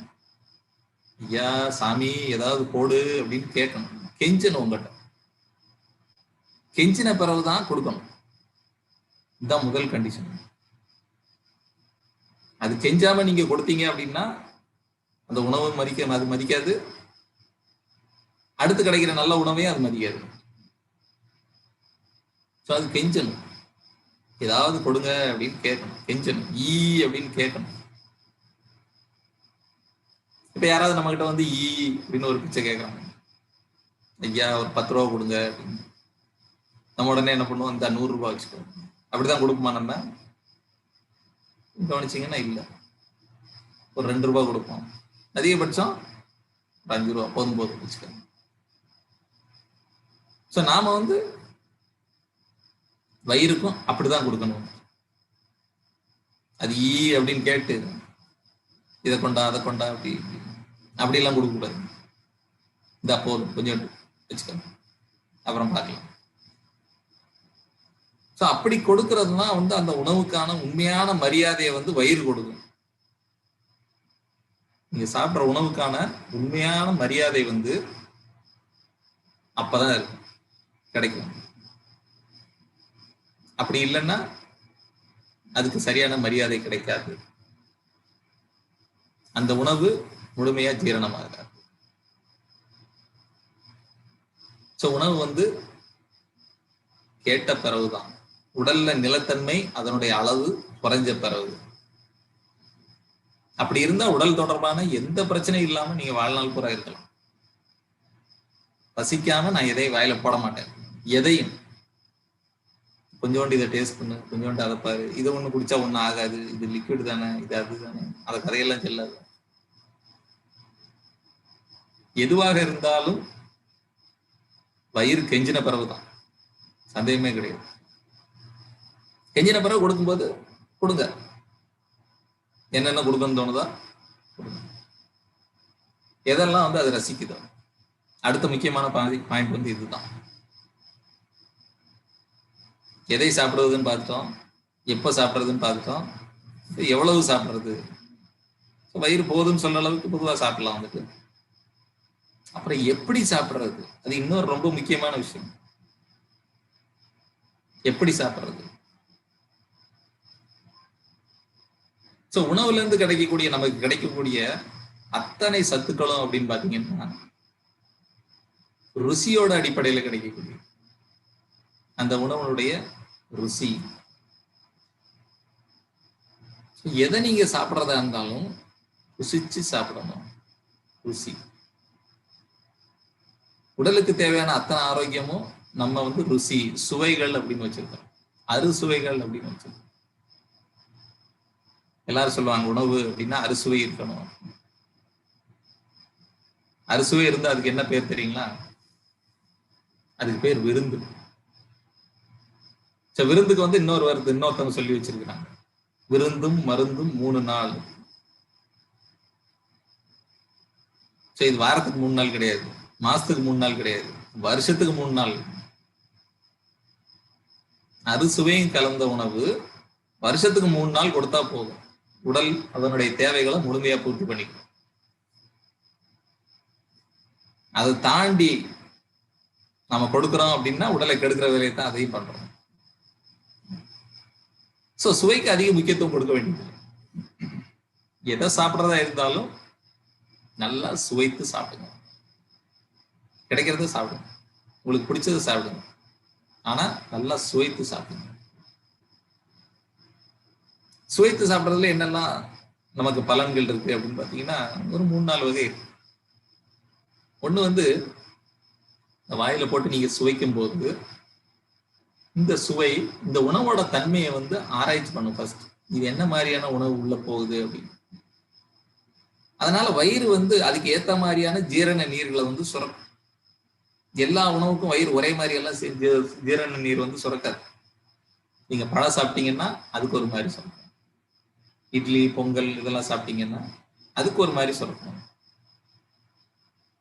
அதை விட்டுட்டு பூரி சப்பாத்தி இதெல்லாம் அதுக்கு வேற மாதிரி சுரக்கணும். இல்ல பிரியாணி சாப்பிட்றீங்க, அதுக்கு அந்த வயிறு வேற மாதிரி சுரக்கணும். ஸோ நீங்க இங்க சுவைக்கும் போது அந்த வயிறுக்கு வந்து தெரிஞ்சிடும், ஓ இந்த தன்மை உள்ள உணவு வருது, இதுல எவ்வளவு மசாலா இருக்குது, இதுல எவ்வளவு கொழுப்பு இருக்குது, இதுல எவ்வளவு எண்ணெய் இருக்குது, இதுல எவ்வளவு கலப்படம் இருக்குது, அதையும் வந்து அந்த சுவைக்கும் போது அது கண்டுபிடிச்சிடும். பொதுவாக எல்லாருமே வந்து சுட சுட ஒரு வடை போட்டு ஒரு சட்னியை வச்சு அப்படி கொடுத்தா ஒரு 7-8 வடை வந்து சர்வசாதாரணமாக உள்ள போயிடும். அப்ப நம்ம யோசிக்க மாட்டோம் இது என்ன எண்ணெயில போட்டது, அந்த எண்ணெய் நல்லதா கெட்டதா, அதெல்லாம் வந்து அந்நேரம் தோணாது. ஏன்னா சூடா இருக்குது, கப்பு கப்புன்னு உள்ள போயிட்டு. ஆனா நம்ம சொல்ற மாதிரி கொஞ்சமா எடுத்து, இந்த உப்பு காரம் எப்படி இருக்குன்னு செக் பண்றதுக்கு எப்படி பண்ணுவோம், அது மாதிரி கொஞ்சமா துளி எடுத்து வாயில வச்சு அப்படின்னு சுவைச்சிட்டு அப்புறம் நீங்க உள்ள துளி துளியா எடுத்து சுவைச்சு சுவைச்சு உள்ள அனுப்புங்க. ஸோ ஒரு வடைக்கு மேல கண்டிப்பா உள்ள போக, அந்த ஒரு வடை இல்ல அதிகபட்சம் ஒரு 1.5 வடை கிட்ட போகும்போது அந்த எண்ணெயில இருக்கக்கூடிய கசப்பு வந்து அப்படி முகத்துல தாக்கும். இல்ல வேண்டாம் அப்படின்னு உடம்பு வந்து அதை ரிஜெக்ட் பண்ணிடும். இதுக்கு மேல வேண்டாம்ப்பா அப்படின்னு. இதுக்கு மேல உள்ள விட்டா உள்ள நடக்கிறதுக்கு நான் பொறுப்பு கிடையாது. அங்க ஒரு வார்னிங், ஒரு எச்சரிக்கை மணி. ஸோ எதுவா இருந்தாலும் சுவைத்து சாப்பிட்றதுனால ஒண்ணு அந்த உணவுல இருக்கக்கூடிய சத்துக்கள் எல்லாம் முழுமையா ஜீரணமாகும். அதுல உள்ள சத்துக்கள் எல்லாம் உங்களுக்கு முழுமையா கிடைக்கும். ரெண்டாவது, நம்ம சாப்பிட்ற உணவுல இருக்கிற நல்ல தன்மையை இல்லைன்னா கெட்ட தன்மை அப்படின்னா அந்த கெட்ட தன்மையை உடம்பு எவ்வளவு தாங்கும் அப்படின்றதையும் உடம்பு உடனே உங்களுக்கு காட்டி கொடுக்கும். உங்களால அளவை தாண்டவே முடியாது. இதையும் நான் சொல்லுவேன். உங்களுக்கு ஏதாவது கெட்ட பழக்கம் இருக்குது, இதை சாப்பிட்ற பழக்கம் இருக்கு, அந்த பழக்கம் இருக்கு, இந்த பழக்கம், பரவாயில்ல, சூப்பர். அந்த பழக்கமுள்ள அந்த உணவுக்கு பதார்த்தத்தை ஒவ்வொரு துளி துளியா அப்படி டேஸ்ட் பண்ணி சாப்பிடும். உங்களால ஒரு 3 நாளைக்கு மேல, 3 மாசத்துக்கு மேல, சாரி, ஒரு 3 நாளைக்கு மேல அந்த உணவு உங்களால சாப்பிட முடிஞ்சது அப்படின்னா இந்த வேலையெல்லாம் நம்ம விட்டுறலாம். இந்த உடம்பு விஷம்னு காட்டின பிறகு இதை ஏத்துக்குது அப்படின்னா அப்புறம் நம்ம என்ன வேலை பாக்கி இருக்குது? வந்துட்டு விஷத்தை உடம்பு ரிஜெக்ட் பண்ணல அப்படின்னா அப்புறம் இந்த உடம்புக்கு நான் என்ன பண்ண போறேன் நான்? ஆனா அப்படி நடக்கவே நடக்காது. விஷத்தை வந்து உடம்பு ஒரு துளி கூட அனுமதிக்காது. உடனே தூக்கி போட்டோம். கூடிய சீக்கிரம் ஒரு 3 நாள் 4 நாளைக்கு மேல உங்களால அதை தொடரவே முடியாது. நான் முதல்ல சொன்னேன், சந்தோஷமா இருக்கும்போது அப்ப நீங்க சுவைக்கிறீங்க அப்படின்னா கொஞ்சோண்டு அனுமதிக்கும். சரி பரவாயில்ல, இன்னைக்கு கொஞ்சம் எதிர்ப்பு சக்தி எல்லாம் நல்லா இருக்குது, கொஞ்சோண்டு அனுமதிக்கலாம் அப்படின்னு. அது சரியான மனநிலையில நீங்க இல்லை அப்படின்னாக்க அந்த விஷம் வந்து உடனடியா உடலால எதிர்க்கப்பட்டு எல்லாம் வெளியில வரும். உங்களால எடுக்கவே முடியாது. ஸோ உடலுக்கு பொறுத்த மட்டும் வந்து பாத்தீங்கன்னா அதனுடைய எதிர்ப்பு சக்தி அது எல்லாமே ரொம்ப பக்காவா இருக்கும். அதுகிட்ட இந்த இதெல்லாம் வந்து நீங்க ஏமாத்தி எல்லாம் எதையும் பண்ணவே முடியாது. ஸோ நாம சொல்றது நமக்கான ஆரோக்கியம் வேணும் அப்படின்னா இந்த உடல் சொல்றத அதை அனுசரிச்சு சின்ன சின்ன விஷயங்களை நம்ம பண்ணிக்கிட்டப்போ. ஸோ உணவை பொறுத்த மட்டும், நிலசக்தியை பொறுத்த மட்டும் இது நாம் பிறந்த மண்ணுல விளைஞ்சதா அப்படின்ற ஒரு கேள்வியை தெளிவா கேட்கணும். அப்புறம் உடல்ல நிலத்தன்மை குறையுதா, உடல் இப்ப அதை கேக்குதா அப்படின்றதையும் நீங்க தெளிவா கேட்கணும். அதுக்கப்புறம் என்னது உள்ள வருது அப்படின்றத வந்து முதல்ல உடலுக்கு காட்டணும் உள்ள போறதுக்கு முன்னாடி. உதாரணத்துக்கு சொல்றதுன்னா, யார் வீட்டுக்குள்ளே அது போகணும் அப்படின்னா கதவை தட்டணும். ஸோ இந்த வீட்டுக்காரங்க வந்து கதவை திறந்து உங்களை உள்ள விட்டு உங்களை எவ்வளவு தூரம் உள்ள விடலாம் அப்படின்றத அதை தீர்மானிக்கணும். அதுக்கப்புறம் தான் உங்களை உள்ள விடலாம். ரைட்டு, இவங்களை உள்ள விடலாம், எவ்வளவு தூரம் உள்ள விடலாம், இவங்களால ஆபத்து இல்லை அப்படின்றது தெரிஞ்ச பிறகு உங்களை உள்ள அனுமதிக்கலாம். அவங்களுக்கு தகுந்த முறையான வரவேற்பும் உள்ள கிடைக்கும். நம்ம வயிற்றுக்குள்ள அந்த உணவுக்கு தகுந்த சரியான மரியாதையும் கிடைக்கும். ஸோ நிலத்தன்மையை பொறுத்த மட்டும் 2 விஷயம் ரொம்ப முக்கியமானது. ஒன்று பசி, இன்னொன்று ருசி. நாங்களாம் பல வருஷமா பசிக்காம தான் சாப்பிட்டுட்டு இருக்கிறோம். எதையும் ருசிக்காம உருட்டி உருட்டி உள்ள தள்ளிட்டு தான் இருக்கிறோம். எங்களுக்கெல்லாம் ஒன்றும் ஆகவே இல்லை. அப்படிலாம் நம்மள சிலர் இருப்போம். இதுக்கு வந்து நம்ம உடல் எப்படி வேலை செய்யும், அது எதுக்கெல்லாம் முக்கியத்துவம் கொடுக்கும் அப்படின்றத புரிஞ்சுக்கிட்டீங்க அப்படின்னு வச்சுங்களேன், இந்த தப்பையும் நம்ம பண்ண மாட்டோம். நம்ம உடல் வந்து எப்பயுமே எந்த வேலைக்கு முக்கியத்துவம் கொடுக்கும் அப்படின்னு பாத்தீங்கன்னா, நம்பர் 1, உடலுக்குள்ள புதுசா ஏதாவது ஒண்ணு உள்ள வருது அப்படின்னாக்க, அது இது வழியா வந்தாலும் சரி, இல்ல நம்ம இந்த ஊசி போடுறது செய்யறது அந்த மாதிரி ஏதாவது பண்ணாலும் சரி, ஏதாவது ஒண்ணு உடம்புக்குள்ள புதுசா ஒண்ணு அனுப்புறோம் அப்படின்னா உடம்பு மொத்தமும் ஒரு அலர்ட்னஸ் வந்துடும். ஏதோ ஒண்ணு புதுசா வந்திருப்பா, அது இந்த உடம்புக்கு நல்லதா இல்ல ஏதாவது நமக்கு வெடிகுண்டு வைக்க வந்திருக்குதா அப்படின்னு நமக்கு தெரியாது. உடனடியாக அங்க வந்து அட்டன் பண்ணும். சரிங்களா? ஸோ அதை அட்டன் பண்ண பிறகு ஓகே, இதை வந்து இவ்வளவு நேரம் நம்ம இதுக்கு கூட நம்ம வேலை செஞ்சோம் அப்படின்னாக்க இதுல இருக்க நல்லதை நாம எடுத்துக்கிட்டு தேவையில்லாத நம்ம பிரிச்சுக்கலாம் அப்படின்றது வந்து அதனுடைய 2வது பகுதி. உள்ள வந்த பொருளை நல்லதையும் கெட்டதையும் பிரிக்கிறது. அதுக்கு அடுத்து வந்து ஒரு 3வது பகுதி இருக்கு. அந்த நல்லதை எடுத்ததை வச்சு உடலை பராமரிக்கிறது, மெயின்டெனன்ஸ். உடம்புல எந்தெந்த பகுதியில் என்னென்ன மாதிரியான பாகங்களுக்கு என்னென்ன சத்துக்கள்லாம் தேவை அதெல்லாம் சப்ளை பண்றது, ஏதாவது டேமேஜ் ஆயிருக்கு செய்து அதெல்லாம் ரிப்பேர் பண்றது, இதையெல்லாம் வந்து உடல் பண்ணும். இது வந்து சராசரியா எல்லாம் நடக்கும்போது ஸோ உள்ள வர பொருள் வந்து கிட்டத்தட்ட ஒரு கெஸ்ட் மாதிரி, ஒரு விருந்தாளி மாதிரி அப்படின்னு வச்சுங்களேன். முதல்ல வந்து அப்படிதான் உடல் வந்து நடக்கும். வீட்டுக்கு வந்து ஒரு விருந்தாளி வர்றாரு அப்படின்னாக்க, இல்ல தொடர்ந்து விருந்தாளிங்க வந்துகிட்டே இருக்கிறாங்கன்னு வச்சுக்கோங்க, நம்ம உள்ள அனுப்புறோம் 2 மணி நேரத்துக்கு ஒரு தடவை. ஸோ 2 மணி நேரத்துக்கு ஒரு தடவை இது மாதிரி விருந்தாளி உள்ள வந்துகிட்டே இருந்தா உடம்புல மற்ற டிபார்ட்மெண்ட்ல எப்படி வேலை செய்யும்? ஜீரணம் பண்றது, சத்து பிரிக்கிறது, அப்புறம் உடலை பராமரிக்கிறது, இது எல்லாத்தையும் என்ன பண்ணும்? உடம்பு அப்படியே உரம் கட்டி வச்சிடும். இருக்கட்டும் அப்புறம் பார்த்துக்கலாம், இருக்கட்டும் அப்புறம் பார்த்துக்கலாம். ஸோ வந்து என்ன ஆகுதுன்னா உடல்ல பராமரிப்பே இல்லாம போயிட்டு இருக்கும். ஏதாவது ஒரு வெளியில இருந்து ஒரு சின்ன தாக்குதல் நடந்தாலும் உடம்புல வந்து எதிர்ப்பு சக்தின்றது சுத்தமா இருக்காது. ஏன்னா அது பல வருஷமா பராமரிப்பு இல்லாம இருக்கு. நமக்கே தெரியும், ஒரு 15 நாள் நம்ம வீட்டுக்கு விடாம விருந்தாளிங்க வர்றாங்கன்னு வச்சுக்கோங்க, நீங்க வீட்டை பெருகிறது கூட நேரம் கிடையாது. இப்ப அந்த வீட்டோட நிலைமை எப்படி இருக்கும் அப்படின்னு நம்ம சொல்லவே வேண்டாம் 15 நாள் கழிச்சு. அந்த மாதிரி உடலை வந்து நம்ம வருத்தக்கூடாது. எப்ப விருந்தாளி வரணுமோ அப்பதான் வரணும். அளவுக்கு அதிகமானா எல்லாமே பிரச்சனை தான்.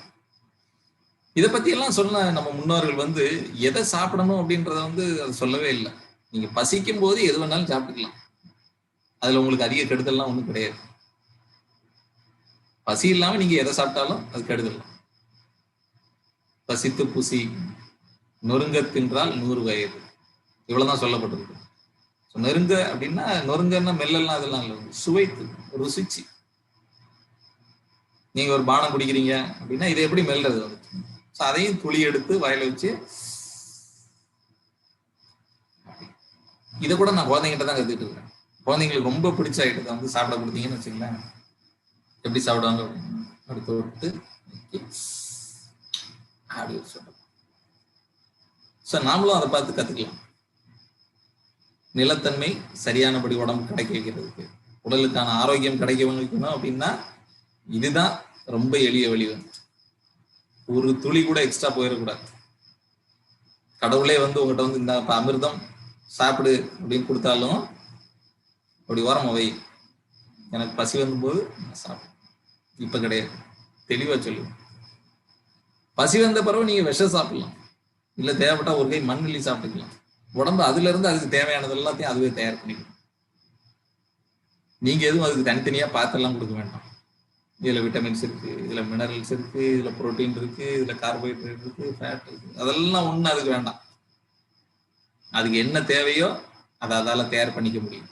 அதுகிட்ட அந்த ஆற்றல் எக்கச்சக்கமா இருக்கு. நிலம் அப்படின்றது நம்ம கட்டுப்பாட்டுல இருக்கக்கூடிய ஒரு மூலம்.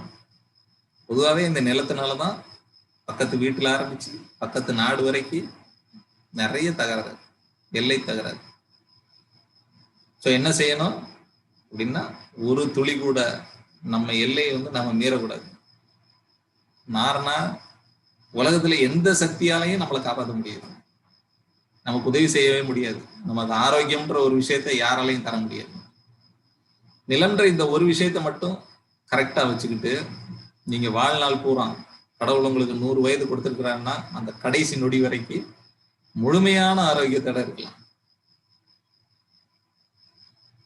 அப்படி இல்லை அப்படின்னா, இல்ல நான் இப்படியே சாப்பிட்டுக்கிறேன் அப்படின்னு சொல்லி சொன்னாக்க, உலகத்துல இருக்க அத்தனை மருத்துவ முறைகளும் சேர்ந்தாலும் உங்களை ஒண்ணும் குணப்படுத்த முடியாது. ஆனா இதை செஞ்சீங்க அப்படின்னா உங்களுக்கு எந்த மருத்துவ முறையுமே தேவையில்லை. ரொம்ப எளிமையானது. ஸோ நிலத்தை பொறுத்த மட்டும் எப்பயும் கவனம், ஒரு துளி கூட நமக்கு அதிகமாகாம பார்த்துக்கணும். ஸோ அடுத்த பஞ்சபூதம் பார்க்கலாமா? காற்று. காற்றை பொறுத்த மட்டும் நம்ம காற்று வந்து நகர்ந்துகிட்டே இருக்கும். நகர்ந்தா தான் அதை வந்து நம்மளால உணர முடியும். நமக்குள்ளேயும் சிலர் இருப்பாங்க சும்மா சுத்திக்கிட்டே இருக்கிறவங்க. பொதுவாக அவங்ககிட்ட எல்லாம் பாத்தீங்கன்னா நிலத்து காற்றுத்தன்மை வந்து நிறையவே இருக்கும்.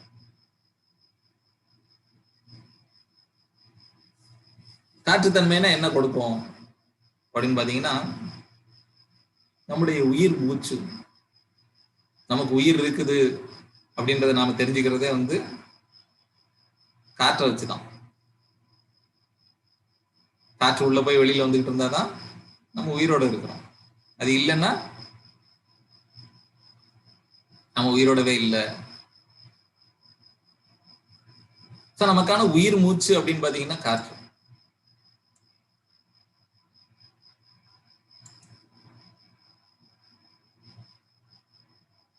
இது இல்லை அப்படின்னாலே நம்ம முதல்ல சொன்னோம் வந்துட்டு பஞ்சபூத உற்பத்தி அதனுடைய வரிசையில அப்படின்னு பாத்தீங்கன்னா,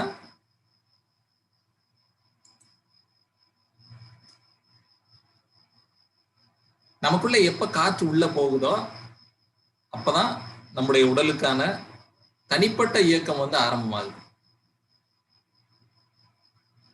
இந்த பஞ்சபூதம் எப்படின்னு பாத்தீங்கன்னா ஒரே லெவல்ல ஃப்ளோ ஆகக்கூடிய, ஒரே சீராக பயணிக்கக்கூடிய ஒண்ணு. காற்று சக்தி சரியா இருக்கிறவங்களும் அப்படிதான் ஒரு லெவல்ல எப்பயுமே மெயின்டைன் பண்ணுவாங்க.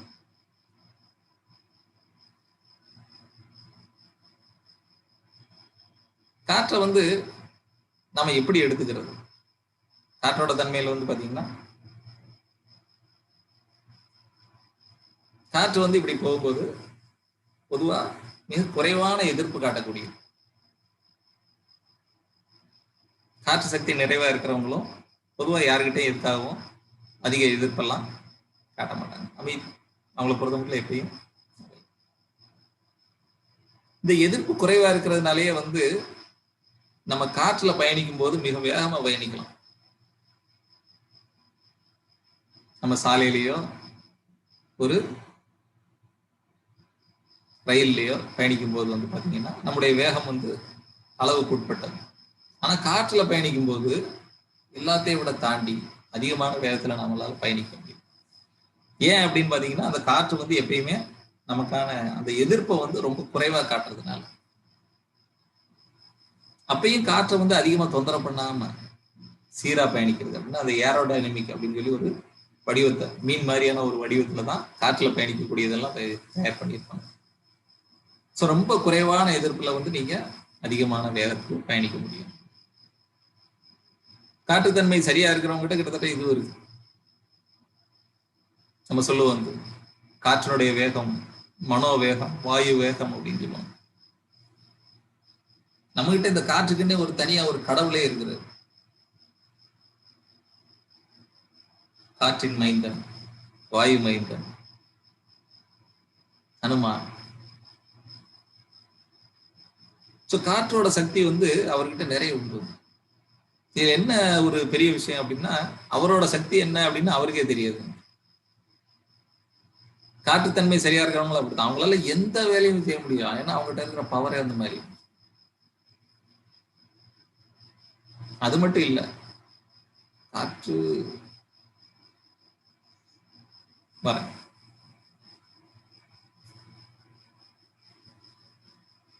இந்த காற்றை வந்து நாம எப்படி எடுத்துக்கிறது, எப்படி பயன்படுத்துறது அப்படின்றது பாத்தீங்கன்னா எப்பயுமே ரொம்ப குழப்பமான ஒரு விஷயம். அதுக்கு எல்லாருக்கும் வந்து ஒரு 1-2 சின்ன உதாரணங்கள் காட்டலாம். இப்ப எல்லாருக்கிட்டையும் ஒரு ரேஸ், ஒரு ஓட்டப்பந்தயம், ஒரு 100 மீட்டர் ஓடணும். யாரு முதல்ல வர்றாங்க அப்படின்னு பார்க்கலாம். எல்லா வரிசையும் நில்லுங்க. இப்ப எல்லாருமே என்ன பண்ணுவோம் அப்படின்னு பாத்தீங்கன்னா, முதல்ல வந்து காற்றை இழுத்து பிடிச்சி தம் பிடிப்போம். தம் பிடிச்சி ஓடணும். தம் பிடிச்சா நம்ம ஓடுவோம், வேகமா ஓடுவோம். தம் விட்டுட்டோம் அப்படின்னா அதோட சரியாயிடும். ஸோ காற்று வந்து நமக்குள்ள நிலைச்சிருக்கிற போது பாத்தீங்கன்னா நம்முடைய இயக்கம் எல்லாம் சீரா சிறப்பா இருக்கும். காற்றை வெளியே விட்டோம் அப்படின்னா எல்லாமே குறைஞ்சு போயிடும். அதுலயும் முழுமையா வெளியில விடும்போது ரொம்பவே குறைஞ்சு போயிடும். ஸோ காற்று சக்தியை வந்து நம்மளால சேர்த்து வைக்கலாம் முடியாது. மற்ற பஞ்சபூதம் மாதிரி நீ கொஞ்சம் தண்ணி அதிகம் குடிக்கலாம், நாளைக்கு கம்மி தண்ணி வந்து கம்மியா கிடைக்கும், இன்னைக்கு ஒரு வேளை உணவை கொஞ்சம் அதிகமா சாப்பிட்டுக்கலாம், நாளைக்கு கம்மியா இது பண்ணிக்கலாம். அதையும் சொல்லியிருக்காங்க, ஒரு வேளைக்கு 2 வேளை 7 என்றால் 7ஆய் வயிறு அப்படின்னு. ஆனாலும் நம்மளால ஒரு நேரம் கொஞ்சம் கூடுதலாகவும் ஒரு நேரம் குறைவாகவும் எடுத்துக்கிட்டு நம்மளால அனுசரிச்சுக்கிட முடியும். ஆனா காற்றை வந்து அப்படி எல்லாம் அனுசரிக்கவே முடியாது. அப்ப இந்த காற்றோட பலனை, அதனுடைய சக்தியை நாம எப்படி உணர்றது, நாம எப்படி சேர்த்து வச்சுக்கிறது, அதுக்கான பலனை நாம எப்படி அடையிறது அப்படின்னு பாத்தீங்கன்னா இதுதான் வந்து உதாரணம். இந்த தம் பிடிச்சு ஓடுறது, காற்றோட கணக்கு தெரிஞ்சா நம்மளால காலனையும் எட்டி உதைக்கலாம் அப்படின்லாம் நம்ம ஆளுங்க வந்து நிறைய பாடி வச்சிருக்கிறாங்க. ஸோ இந்த காற்றை வந்து எப்படி பண்றது, அதுக்கு ஒரு சின்ன ஒரு உதாரணம். எல்லாருமே வந்து ஒரு நிமிஷத்துக்கு உங்க மூச்சு எப்படி உள்ள போகுது, எப்படி வெளியில வருது அப்படின்றத மட்டும் கவனிங்க. அந்த மூச்சு ஒரு சீரா உள்ள போகுதா, ஒரு சீரா வெளியில வருதா அப்படின்னு கவனிச்சீங்கன்னா உங்களுக்கு சில விஷயங்கள் புரியும். இந்த மூச்சு வந்து எப்பயுமே ஒரு சீரா உள்ள போறதோ வெளியில வர்றது கிடையவே கிடையாது. அது பெரும்பாலான நேரங்கள்ல பாத்தீங்கன்னா ஸ்பீடு பிரேக்ல கார் போற மாதிரி இப்படி குச்சி தான் போகும், அப்புறம் குச்சி தான் வெளியில வரும். பெரும்பாலும் சில நேரம் காற்று உள்ள போறது ரொம்ப மெதுவா இருக்கும், சில நேரம் வேகமா இருக்கும், சில நேரம் போகவே போகாது, சில நொடிகளுக்கு. இதெல்லாம் எப்பெல்லாம் நடக்குது அப்படின்னு கவனிச்சு பாத்தீங்க அப்படின்னா, நம்ம மனசுல வந்து ஒரு சின்ன ஒரு எண்ணம் வரும்போதோ, ஏதாவது ஒரு நினைவு வரும்போதோ அப்படின்னு பாத்தீங்கன்னா அதுக்கு ஏத்த மாதிரி இந்த உள்ள போற காற்றும் வெளியில வர்ற காற்றும் அதனுடைய அழுத்தம் பாத்தீங்கன்னா மாறிக்கிட்டே இருக்கும்.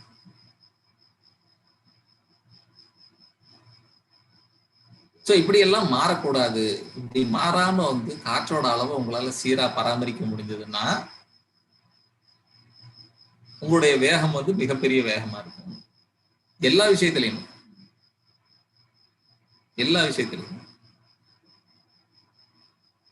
ஸோ காற்றை எப்படி சீரா வைக்கிறது அப்படின்னா அதுக்கு ஒரு உதாரணம் சொல்லலாம். இப்ப நம்ம எல்லாருக்கிட்டையும் ஒரு வாகனம் இருக்கும், 2 சக்கரமோ 4 சக்கரமோ ஏதோ ஒன்று இருக்கலாம். இந்த வாகனங்கள்ல எதுல ஓடுது அப்படின்னா பெட்ரோல்ல ஓடுது, டீசல்ல ஓடுது, கேஸ்ல ஓடுது, இல்ல பெடல் பண்ணாலும் ஓடும். ஆனா இந்த வாகனங்கள் எல்லாத்துலயுமே அதனுடைய சக்கரங்கள்ல சீரான அழுத்தத்துல நம்ம காற்றை நிரப்பி வச்சு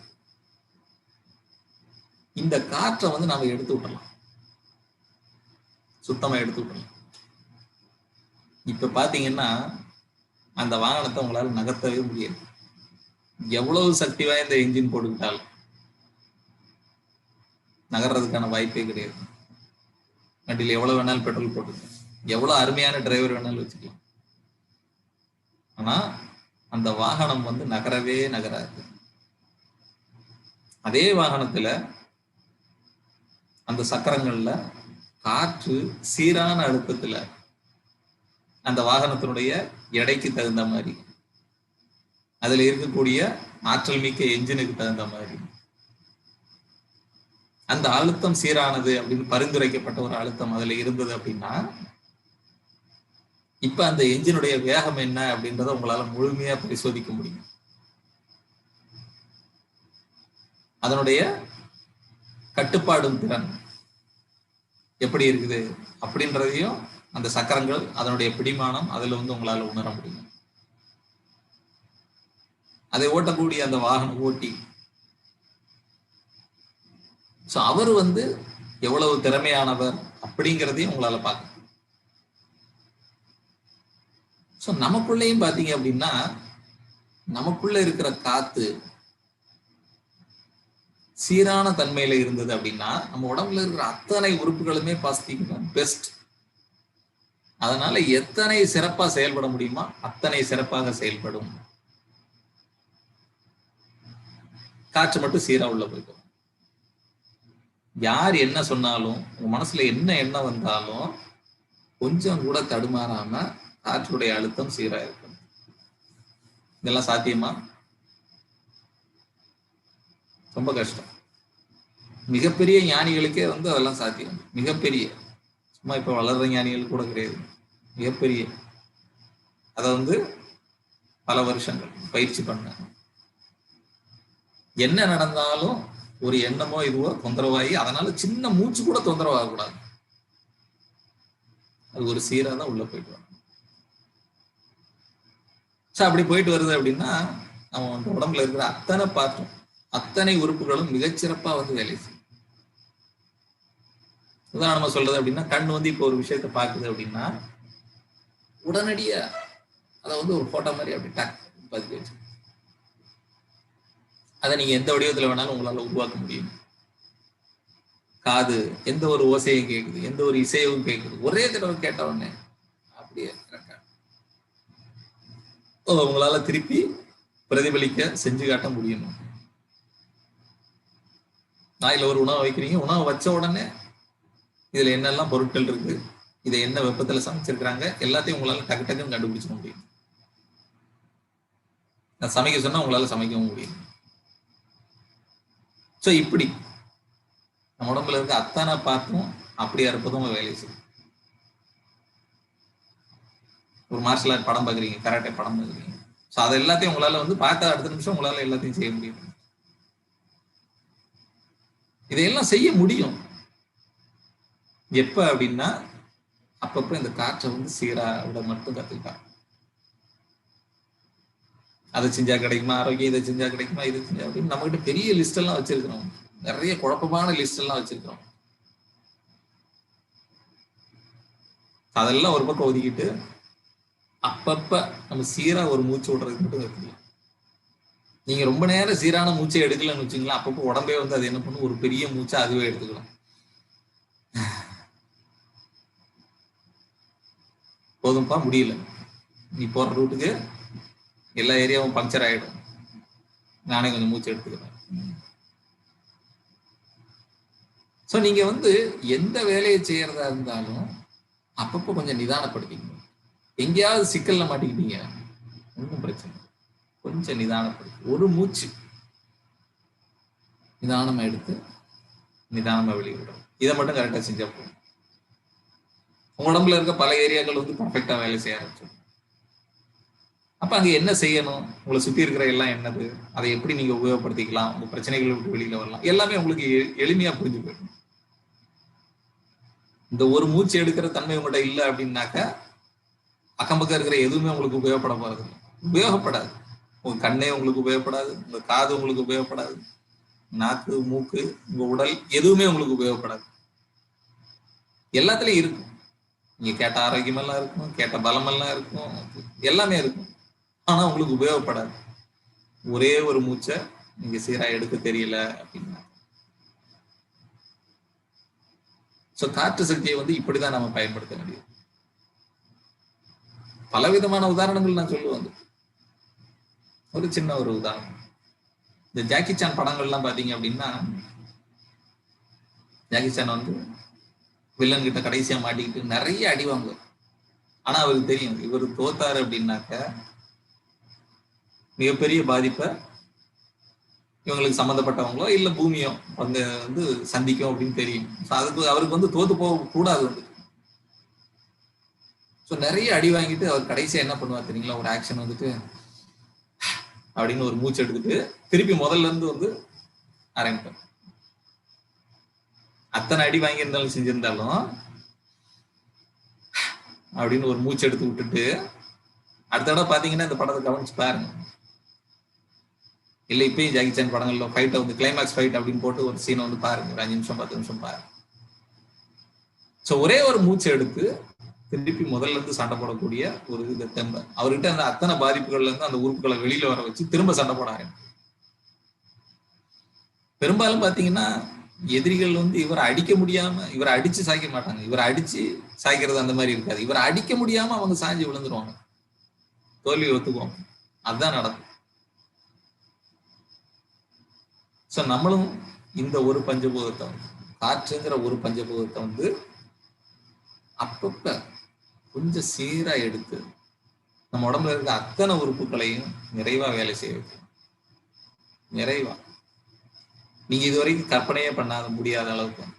நமக்கு சிறந்த உதாரணம் அப்படின்னா நம்ம சொன்னோம், இந்து மதத்துல வந்து ஒரு கடவுள் இருக்கிறாரு, அவர் காற்றுக்குன்னே ஸ்பெஷல் வந்துட்டு அவரால் ஆகாயத்துல பறக்க முடியுமா அப்படின்னு அவருக்கு தெரியாது. ஆனா இங்க போகணும் அப்படின்னு நினைச்சா அவர் போயிடுவார். இவர் கூட சண்டை போட முடியுமா அப்படின்னா தெரியாது, சண்டை போட்டா ஜெயிச்சு. அந்த மாதிரி அவர் நிறைய பேர்கிட்ட இருந்து நம்மளை காப்பாத்துறது நம்ம அவரை வந்து உபயோகப்படுத்துவோம். சரி, அவர்கிட்ட எந்த கடவுளோட எந்த கெட்ட சக்தியோட எந்த பாச்சாவுமே வந்து பலிக்காது. ஹனுமான் பத்தி நீங்க படிச்சிருந்தீங்க அப்படின்னா கொஞ்சம் கொஞ்சம் இருந்திருந்தீங்கன்னா உங்களுக்கு வந்து தெரியும். இதெல்லாம் வந்து ஒரு சின்ன உதாரணம். பொதுவா கடவுள்களே அவர்கள் உண்டான ஏரியா அப்படின்லாம் பாத்தீங்கன்னா அங்க உள்ள பஞ்சபூத தன்மைகள் அதை வந்து சமாளிச்சு நமக்கு ஆற்றல் கொடுக்கக்கூடிய தன்மையில தான் அந்த கடவுள்களே வந்து மனிதர்கள் வந்து உண்டாக்கி வச்சிருக்காங்க. சோ காற்று அப்படின்ற போது பாத்தீங்கன்னா அதெல்லாம் சின்ன சின்ன உதாரணங்கள். நம்ம பாக்குற அத்தனையிலையுமே இதை வந்து பார்க்கணும். ஸோ யாராவது வந்து வீட்டில் இருக்கிறவங்க சரியான செயல்பட முடியல அப்படின்லாம் ஃபீல் பண்ணாங்க, அவங்க குழப்பத்துல இருந்து கொஞ்சம் வெளியில வர்றதுக்கு என்ன செய்யணும் அதெல்லாம் செய்யலாம். கொஞ்சம் சிரிக்க வைக்கலாம், அவங்களுக்கு பிடிச்ச விஷயங்களை செய்யறதுக்கு நிறைய சந்தர்ப்பம் கொடுக்கலாம், நிதானமா ஒரு மூச்சு விடுறதுக்கான ஒரு சந்தர்ப்பத்தை ஏற்படுத்தலாம். ஒரு நாளைக்கு ஒரு 4 மூச்சு எடுக்கிற அளவுக்கு அவங்களை ஏற்படுத்தினீங்கனாலே அவங்க நிறைய பிரச்சனைகள்ல இருந்து சீக்கிரம் வெளியில வந்துருவாங்க. அதை பண்ணல அப்படின்னா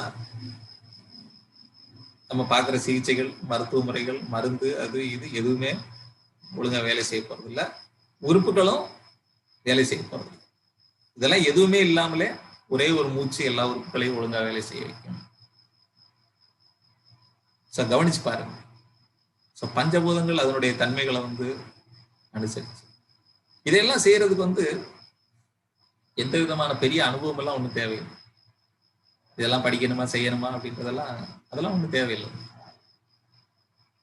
ரொம்ப சிம்பிளா இதை வந்து புரிஞ்சுக்கிட்டா போதும். ஒவ்வொரு பஞ்சபூதம் என்ன, நம்ம செய்யறதுல என்னென்னலாம் இருக்குது, இதை பத்தி இன்னும் விரிவா நம்ம கூடிய சீக்கிரம் பார்ப்போம். சரிங்களா? ஸோ இப்போ வந்து பஞ்சபூத தன்மைகள் நமக்குள்ள இருக்கிறது எல்லாத்தையுமே நம்ம பார்த்துருக்கிறோம். இனிமே ஒவ்வொரு நாளும் இப்ப அடுத்த வகுப்பு அப்படின்னு பாத்தீங்கன்னா காற்றை பத்தி மட்டுமே நாம விரிவா பார்ப்போம். இந்த காற்று என்னென்ன தன்மைகள் எல்லாம் நமக்குள்ள இருக்குது அப்படின்றத பார்ப்போம். அதுக்கப்புறம் இன்னொரு வகுப்புல வந்து இந்த காற்று தொடர்பான உறுப்புகள், அதற்கான சக்தி ஓட்ட பாதைகள், அதுல இருக்கிற புள்ளிகள் எல்லாம் பார்ப்போம். பொதுவா நிறைய கிட்ட வந்து சிகிச்சையை பத்தி கேட்பாங்க, ஒரே ஒரு புள்ளி சொல்லுங்க இதை சரி பண்றதுக்கு. இந்த பஞ்சபூத தன்மைகள் உங்களுக்கு புரிஞ்சிருச்சு அப்படின்னா இனிமே வந்து உங்களுக்கு புள்ளிகளே தேவைப்படக்கூடாது. புள்ளிகள் வந்து எதுக்கு தெரியுங்களா? நேத்து வரைக்கும் இருந்த பிரச்சனைய சரி பண்றதுக்கு, உடலுக்கு சின்னதா ஒரு உதவி பண்றதுக்கு மட்டும்தான் நம்ம புள்ளிகளை உபயோகப்படுறோம். நாளைக்கு பிரச்சனை வராம இருக்கிறதுக்கு நமக்குள்ள இருக்கிற பஞ்சபூதங்களை அனுசரிச்சு நம்ம வாழ கத்துக்கணும். அதுதான் ரொம்ப முக்கியம். புள்ளிகளை வந்து எப்பயும் கேட்டுக்கிட்டு எல்லாம் இருக்கக்கூடாது. புள்ளிகள்னால நம்ம கூட எப்பயும் எல்லாம் இருக்க முடியாது. இந்த புள்ளிகளை பத்தி தெரிஞ்சவங்க எல்லாருமே எப்படி பண்றாங்க அப்படின்னா, இந்த கண்ணப்ப நாயனார் கதை மாதிரி வந்து, எனக்கு இது வந்தா எனக்கு இது தெரியும், அதனால நான் எல்லா சேட்டையும் பண்ணலாம் அப்படின்ற மாதிரி தான் நிறைய பேர் சுத்திட்டு இருக்காங்க. அப்படியெல்லாம் இருக்கக்கூடாது. உங்கள்கிட்ட ஆணி பிடுக்கிறதுக்காக ஒரு டூல் வச்சிருக்கீங்க அப்படின்னா தினம் 2 இடத்துல ஆணி அடிச்சு தினம் 2 ஆணியை பிடிங்கி பாக்குறேன் அப்படின்லாம் பண்ணக்கூடாது. அது ஆரோக்கியம் கிடையாது. உடலை தொந்தரவு பண்ணாம இருங்க, ஆரோக்கியம்ன்றத வந்து அது பார்த்துக்கணும்.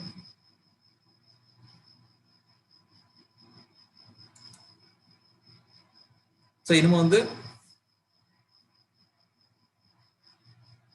அடுத்து நாம வந்து உடல்ல இருக்கக்கூடிய உறுப்புகள் பத்தி சில விஷயங்களை வந்து பார்க்கலாம்.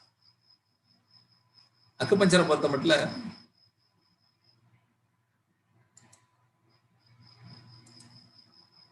இந்த பஞ்சபூதங்கள் தொடர்பானதுல அப்படின்னு பாத்தீங்கன்னா,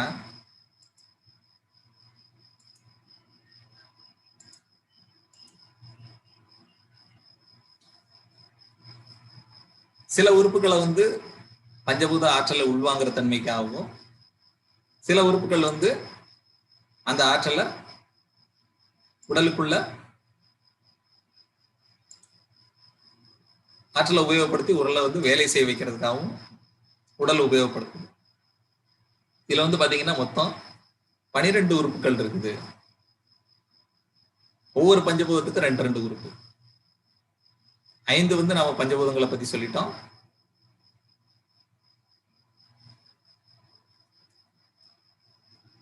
இதுல வந்து நெருப்புக்காக மட்டும் பாத்தீங்கன்னா உடல் ரீதியானது ஒண்ணு, மன ரீதியானது ஒண்ணு, 2 விதமா இருக்குது. அதுக்கு மட்டும் பாத்தீங்கன்னா மொத்தம் 4 உறுப்புகள் இருக்கு.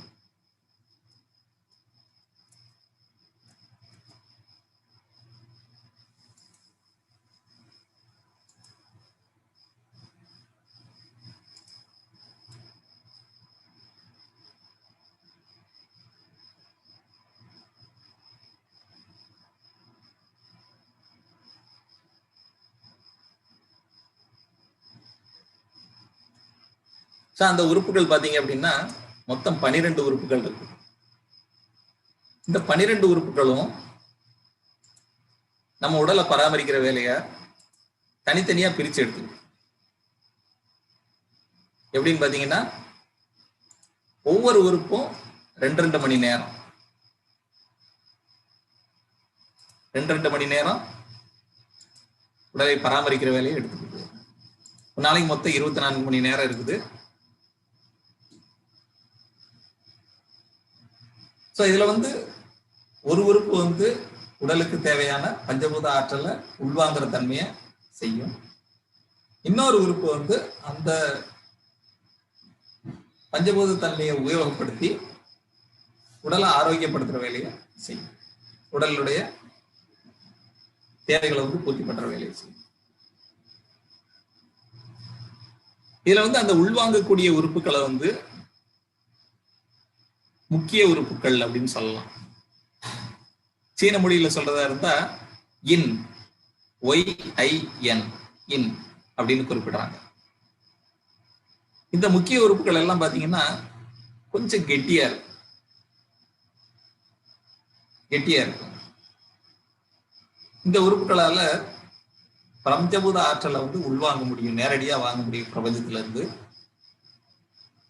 அப்புறம் அதை வந்து தனக்குள்ள கொஞ்சம் சேர்த்து வைக்கவும் முடியும். அந்த ஆற்றலை உபயோகப்படுத்த போற உறுப்பை வந்து அதை நாம துணை உறுப்புன்னு சொல்லுவோம். அந்த துணை உறுப்புக்கு தேவையான ஆற்றலை வந்து அது கொடுக்கவும் செய்யும். அப்புறம் வேலை ஜாஸ்தியா இருந்தா அதுவும் அந்த பஞ்சபூத ஆற்றலை உபயோகப்படுத்தி உடலை இயங்க வைக்கும். 4 விதமா வந்து அது செய்யக்கூடியது. பெரும்பாலும் இந்த முக்கிய உறுப்புகளுக்கு பாத்தீங்கன்னா ஓய்வே கிடையாது. இந்த உறுப்புகளை வந்து நாம பெண் தன்மை உள்ள அப்படின்னு நாம குறிப்பிடுறோம்.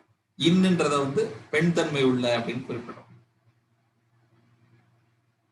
அப்புறம் இந்த துணை உறுப்புகள் இந்த ஆற்றலை உபயோகப்படுத்தி உடலை இயக்குற துணை உறுப்புகள், இத வந்து ஆண் தன்மை உள்ள உறுப்புகள் அப்படின்னு சொல்றோம். இந்த உறுப்புகள் எல்லாம் பாத்தீங்கன்னா காலியா இருக்கும், ஒரு பை மாதிரி தான் இருக்கும். வெறுமன வெளியில வந்து ஒரு உரை அது மட்டும்தான் இருக்கும், உள்ளுக்குள்ள ஒண்ணுமே இருக்காது. உள்ளுக்குள்ள இருக்கிறது அப்படின்னு பாத்தீங்கன்னா ஏதாவது பொருள், நாம அனுப்பின பொருள் வந்து உள்ள வரும். அதுல வந்து ஏதாவது சின்னதா ஒரு வேலை செஞ்சுட்டு அதை வந்து அடுத்த லெவலுக்கு தள்ளி விடுறது, வெளியில தள்ளுறது, இந்த வேலைகளை தான் இந்த துணை உறுப்புகள் வந்து செய்யும். இதுங்களுக்கு தேவையான ஆற்றல் எல்லாம் வந்து இன்னுறுப்புல இருந்து வரும். இந்த துணை உறுப்புகளுக்கு தெரிஞ்ச ஒண்ணே ஒண்ணு அப்படின்னா, இதுக்குள்ள ஏதாவது வந்ததுன்னா அது கொஞ்சம் வேலை செய்யணும். அவ்வளவுதான். மீதி நேரம்லாம் அந்த உறுப்புகளுக்கு ஓய்வு. இந்த துணை உறுப்புகள் வந்து காலியா இல்ல, ஓய்வுல இல்ல அப்படின்னா அங்க இருந்தா நம்முடைய ஆரோக்கிய குறைவு வந்து ஆரம்பமாகும். இதை வந்து ஆண் தன்மை அப்படின்னு சொல்றோம். ஸோ பெண் தன்மை உள்ள உறுப்புகள் பார்த்தீங்கன்னா 4 விதமா வேலை செய்யும். ஆற்றலை உள்வாங்கும், தனக்குள்ள சேகரிச்சு வைக்கும், துணை உறுப்பு கொடுக்கும், தேவைப்படும் போது அதுவும் வேலை செய்யும். 4. இது வந்து பெண் தன்மை. ஆண் தன்மைக்கு வந்து வேலை செய்யறது மட்டும்தான் தெரியும், அது வேற எதுவும் தெரியாது. முன்ன பின்ன அதெல்லாம் வந்து அதோட வேலையில வராது. இந்த சமுதாயம் பாத்தீங்கன்னா எப்பயுமே இந்த ஆண் தன்மைக்கு கொஞ்சம் அதிக முக்கியத்துவம் கொடுத்து வச்சிருக்கு. ஆனா அதுக்கு வந்து எதுவுமே தெரியாது, அதால எங்க இருந்து நேரம் வாங்க முடியாது. ஆனாலுமே இந்த வேலை செய்யறது அப்படின்றது வந்து எல்லாத்தையும் வந்து முழுமூச்சா சுத்தமா வேலை செய்யும், அது மட்டும்தான் அது தெரியும். ஏதாவது வேலை கொடுத்தா அது செய்யும், வேற எதுவும் தெரியாது. அதாவது உபயோகப்படுத்துறது. இந்த உபயோகப்படுத்துற தன்மை தான் எப்பயுமே ஆரோக்கியத்தின் அடையாளம். நீங்க என்ன பஞ்சபூத ஆற்றலை எவ்வளவு உள்ள போடுறீங்க அப்படின்றத விட அந்த ஆற்றலை நீங்க சரியா உபயோகப்படுத்தினா மட்டும்தான் உங்களுக்கு ஆரோக்கியம், முழுமையா ஆரோக்கியப்படும். உபயோகப்படுத்தும். நம்மளாம் நினைச்சிட்டு இருக்கிறோம் சாப்பிட முடியல அப்படின்னா எல்லாரும் பெரிய பிரச்சனை நினைச்சு, தூங்க முடியல அப்படின்னா பெரிய பிரச்சனை. ஆனா அதெல்லாம் பெரிய பிரச்சனை கிடையாது. அதெல்லாம் வந்து உடலுக்கான ஆற்றலை வந்து சார்ஜ் போடுறது. வேலை செய்ய முடியல அப்படின்னா அதை மட்டும் சீரியஸா எடுத்துக்கிட்டா போகும். சாப்பிட முடியல தூங்க முடியல எல்லாம் எப்பயும் சீரியஸா எடுத்துக்க வேண்டியதில்லை. வேலை செஞ்சீங்கன்னா ஆட்டோமேட்டிக்கா சாப்பிடுவீங்க, நல்லா வேலை செஞ்சீங்கன்னா நல்லா தூங்குவீங்க, அவ்வளவுதான். அதை தாண்டி நீங்க எதுவும் யோசிக்கவே வேண்டாம். ஸோ எப்பயுமே ஆற்றலை உபயோகப்படுத்துறதுக்கு வந்து அதிக முக்கியத்துவம் கொடுக்கணும். தினசரி 2 லிட்டர் பெட்ரோல் போடணும் அப்படின்னு எந்த பைக்கை வச்சிருக்கவங்களும் யோசிக்கிறது இல்லை. ஆனா டெய்லி எவ்வளவு ஓட்டணும்ன்றத கணக்கு போட்டு அதுக்கு தகுந்த மாதிரி பெட்ரோல் போட்டுக்கிட்டா போதும். ஸோ எல்லாருக்கிட்ட எவ்வளவு பணம் இருக்குன்றது அதனால உங்களுக்கு எதுவும் கிடைக்காது. ஆனா எவ்வளவு பணம் உபயோகப்படுது அப்படின்றது வந்து மதிப்பு. நீங்க எல்லாம் எவ்வளவு படிச்சிருக்கிறீங்க, உங்களுக்கு எல்லாம் எதெல்லாம் தெரியும் அப்படின்றது எப்பயுமே மதிப்பு கிடையாது. அதுல எதையெல்லாம் உபயோகப்படுத்தினீங்க அதுதான் மதிப்பு. ஸோ எப்பயுமே இந்த பெண் தன்மை உள்ள உறுப்பு 24 மணி நேரமும் வேலை செய்யக்கூடிய அந்த உறுப்பு அதை விட எது வந்து உபயோகப்படுத்துதோ அதுக்கு கொஞ்சம் மரியாதை அதிகம். ஸோ எப்பயுமே நீங்களும் உபயோகப்படுத்துறதுக்கு அதிக மரியாதை கொடுங்க, அதிக முக்கியத்துவம் கொடுங்க. எல்லாருமே ஆரோக்கியமா இருக்கலாம். ஸோ இந்த உறுப்புகளுக்கான நேரம் அப்படின்னு பாத்தீங்கன்னா அதிகாலை 3 மணி. 3 மணின்னு சொல்றது வந்து சரியா சொல்றது இல்ல, இந்திய நேரப்படி. இப்போ பூமி அப்படின்னா இப்படி சுத்துது இல்லையா, அங்க இருந்து வந்து ஸோ அதிகாலை 3 மணி அப்படின்னு சொல்லக்கூடியது வந்து பாத்தீங்கன்னா கொஞ்சம் இருள் லேசா பிரியக்கூடிய, இருள் முடிஞ்சு லேசா வெளிச்சம் வர ஆரம்பிக்கக்கூடிய இந்த உறுப்புகளுக்கான நேரமே பாத்தீங்கன்னா இந்த நம்ம உடலுக்கான ஒரு உள்ள இருக்கக்கூடிய ஒரு கடிகாரம் தான் சிர்காடியன் கிளாக் அப்படின்னு சொல்லுவாங்க. CIRCADIAN. ஸோ இந்த உறுப்புகள் வந்து நேரம் அதனோட அடிப்படையில தான் ஒதுக்கப்படுது.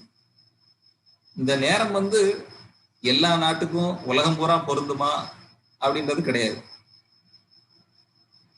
இதை எப்படி நாம கணக்கு எடுத்துக்கலாம் அப்படின்னு பாத்தீங்கன்னா அந்த நாட்டுல பகல் எவ்வளவு நீளம் இருக்கோ அதை ஒரு 12 பகுதியா பிரிச்சுக்கலாம்.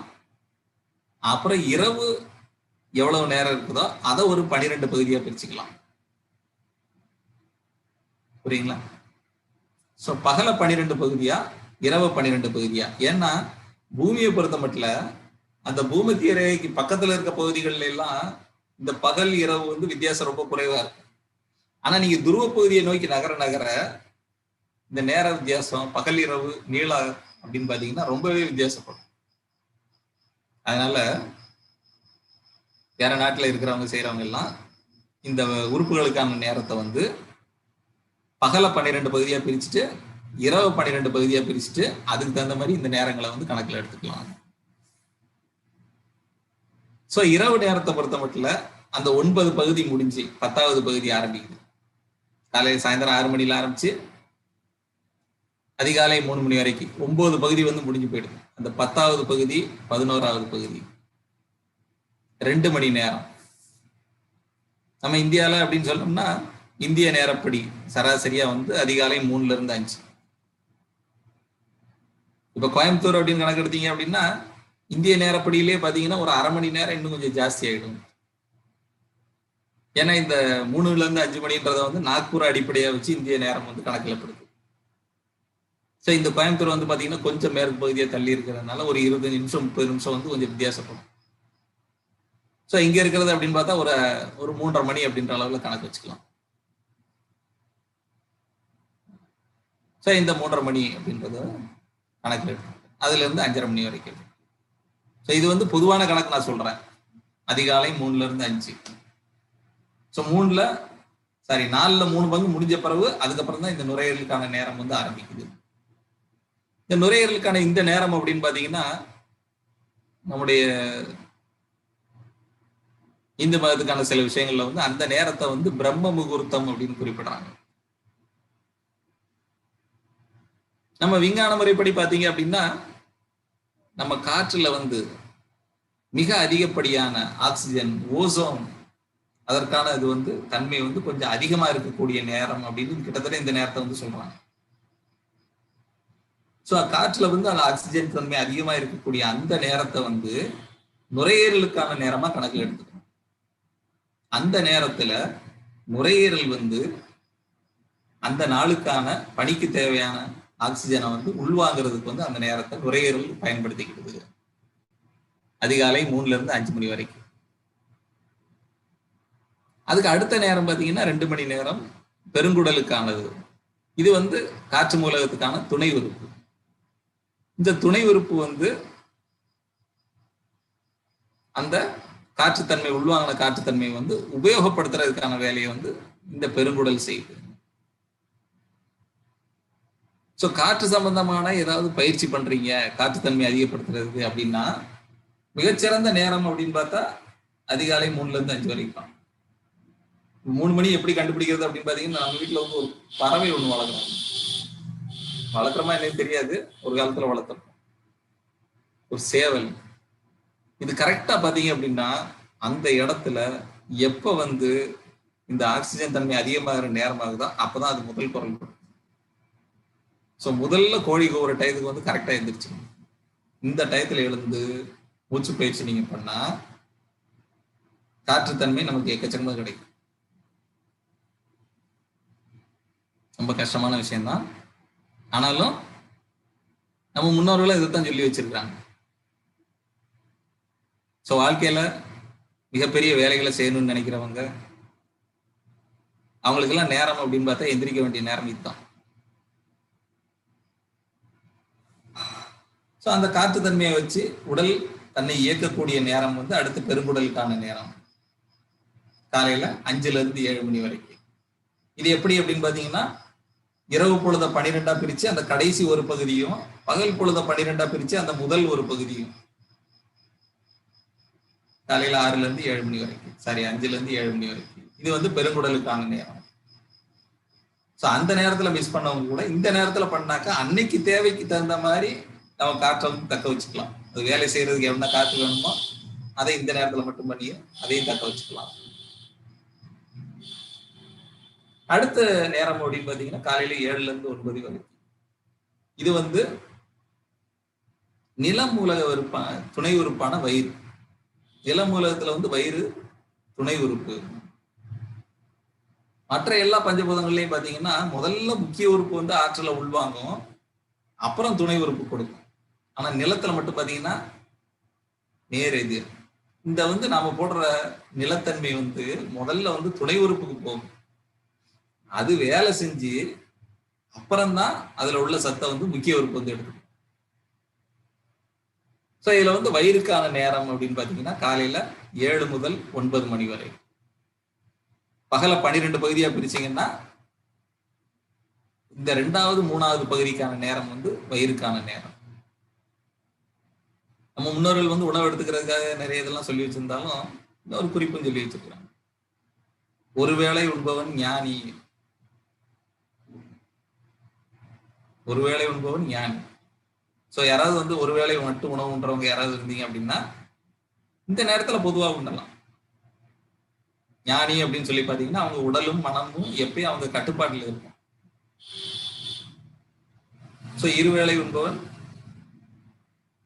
போகி. ஸோ சுகவாசி வந்து 2 வேளை உண்பான். 3 வேளை உண்பவன் ரோகி.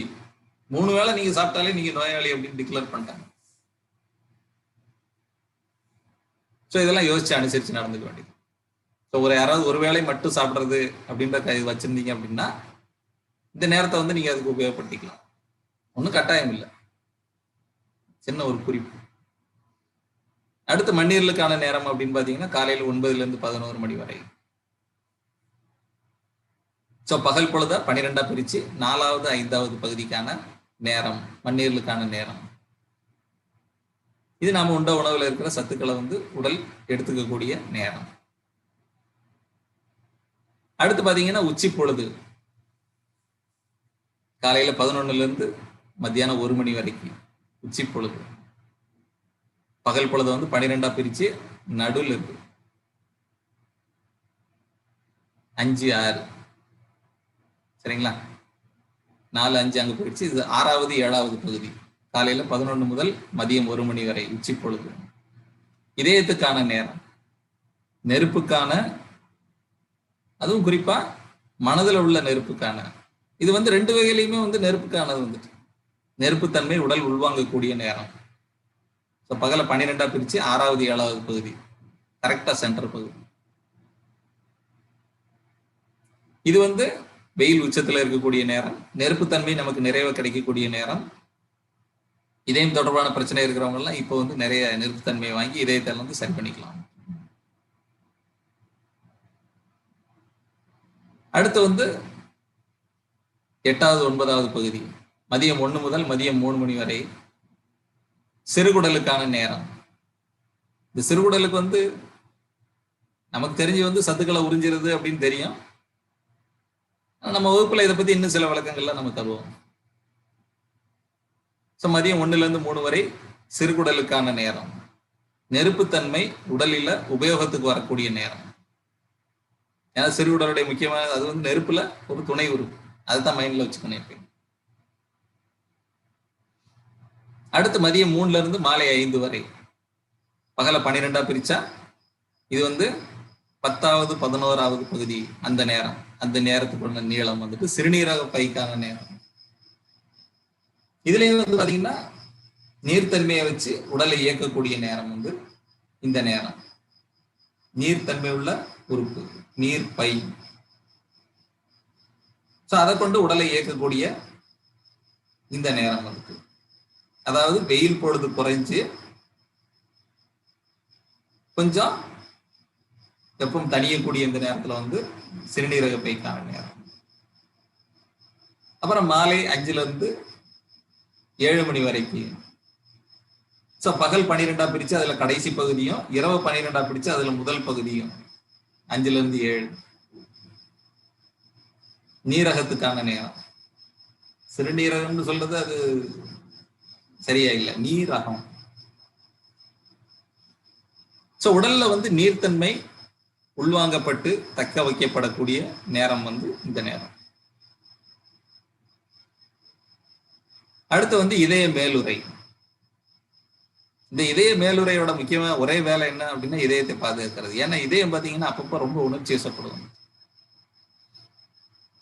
அந்த இதயத்துல இருந்து வெப்பம் எது வெளியில போயிடாம பாதுகாத்துக்கிறதுக்காக இந்த இதய மேலுறை. வெப்பத்தை தக்க வைக்கிறதுக்காக மாலை 7 to இரவு 9 வரை, இரவு 12 பிரிச்சிங்கன்னா 2வது 3வது பகுதிக்கான அந்த கால அளவு. இந்த நேரத்துல வந்து பொதுவா எல்லா வேலைகளையும் ஒரு முடிவு கொண்டு வந்துடணும். உடல் வந்து முழு ஓய்வுக்கு வந்துடணும். அதுக்கு மேல சூடாகிறது அப்படின்றது வந்து உடலுக்கு எந்த பகுதியிலும் இருக்கவே கூடாது. சாயந்தரம் 7 மணிக்கு பெரும்பாலும் எல்லா வேலைகளையும் நிறுத்திடணும். அடுத்து இதற்கான துணை உறுப்பு அப்படின்னு பாத்தீங்கன்னா மூவப்பு மண்டலம். இந்த மூவப்பு மண்டலம்னு பேர்ல வந்துட்டு எந்த மருத்துவ முறையிலையும் ஒரு உறுப்பே கிடையவே கிடையாது. இது எங்க இருக்கு அப்படின்னா அக்குபஞ்சருக்கும் தெரியாது. ஆனா உடம்ப 3 மண்டலங்களா பிரிச்சு உடல்ல இந்த 12 உறுப்புகளும் இருக்கக்கூடிய மொத்த உடலையும் 3ஆ பிரிச்சு இந்த 3லையும் வெப்பத்தன்மையை சீராக பராமரிக்கிறதுக்காக இந்த உறுப்பு. இந்த மூவப்பு மண்டலத்துக்கான நேரம் ஆரம்பமாகும் போது இரவு 9 முதல் 11 வரை. கோயம்புத்தூர்ல அப்படின்னா இரவு 9:30 11:30 வரை. இந்த மூவப்பு மண்டலத்துக்கான நேரம் ஆரம்பிக்கும் போது நம்ம படுக்கையில இறங்கிடும், தூக்கத்துக்கு தயாரா. அதுதான் உண்மையிலே ஆரோக்கியமானது. கண்டிப்பா அந்த நேரத்துல படுக்கைக்கு போயிடும். இரவு 12ஆ பிரிச்சிங்கன்னா 4வது 5வது பகுதி அந்த கால அளவுக்கான நேரம் மூவப்பு மண்டலத்துக்கான நேரம். இந்த நேரம் ஆரம்பிக்கிற போது நம்ம எல்லாரும் படுக்கையில போயிடும். அதுதான் ஆரோக்கியத்துக்கான நல்ல அடையாளம். நம்ம கேட்கறதெல்லாம் உடம்பெல்லாம் ஆரோக்கியமா இருக்கணும்னா இந்த நேரத்துக்கு நம்ம கண்டிப்பா போயிடும். கோழி கூப்பிடும்போது எந்திரிக்கும். அது எந்திரிக்கலைனாலும் பரவாயில்ல, அதை பத்தி எல்லாம் சில விளக்கங்கள் நாம அப்புறம் சொல்லுவோம். சிறந்த நேரம் அப்படின்னா இரவு 9 மணி படுக்கைக்கு போறது, எந்திரிக்கிறது காலையில 3 மணி. இதுக்கு அடுத்து பாத்தீங்கன்னா கிட்டத்தட்ட நள்ளிரவு, இரவனுடைய உச்சம். இது ஆகாயத்தன்மைக்கான நேரம். ஆகாயத்தன்மை நம்ம ஏற்கனவே சொல்லியிருக்கிறோம். நம்ம ஓய்வுல இருக்கும்போது, தூக்கத்துல இருக்கும்போது ஆகாயத்தன்மை நமக்கு நிறைவா கிடைக்கும். நம்ம உடம்புல இருக்கிற அத்தனை உறுப்புகளுக்கும் தேவையான ஆற்றலை கொடுக்கறது ஆகாய மூலம். நம்ம உடம்புடைய ஆற்றல் எனர்ஜி லெவல் எப்பயும் நல்லா இருக்கணும் அப்படின்னா இந்த நேரத்துல நம்ம ஆல்ரெடி ஆழ்ந்த தூக்கத்துக்கு போயிருக்கணும். இரவு 11 நள்ளிரவு 1 நடுஜாமம். இரவு 12ஆ பிரிச்சு 6வது 7வது பகுதிக்கான அந்த கால நேரம். இந்த பித்தப்பையினுடைய முக்கியமான வேலை என்னன்னா உடம்புல இருக்கிற எல்லா கழிவுகளையும், விஷக்கழிவுகளையும் அப்புறப்படுத்துறது. அதுதான். ஏன்னா இது துணை உறுப்பு இல்லையா? அதனுடைய வேலையில பாத்தீங்கன்னா கழிவுகளை, குறிப்பா விஷக்கழிவுகளை வெளியேற்றுறது அதனுடைய வேலை. அடுத்து நள்ளிரவு 1 முதல் அதிகாலை 3 வரை. இது ஆகாய மூலகத்துக்கான முக்கிய உறுப்பு, கல்லீரலுக்கான நேரம். இந்த நேரத்துல நம்ம உடல் மறுநாளுக்கு தேவையான ஆற்றலை சேகரிக்கக்கூடிய நேரம். பெரும்பாலும் நம்ம ஆழ்ந்த தூக்கத்தில் இருக்க வேண்டிய ஒரு நேரம். அப்புறம் அதிகாலை 3 மணி திரும்ப எல்லாரும் எந்திரிக்க வேண்டிய நேரம்.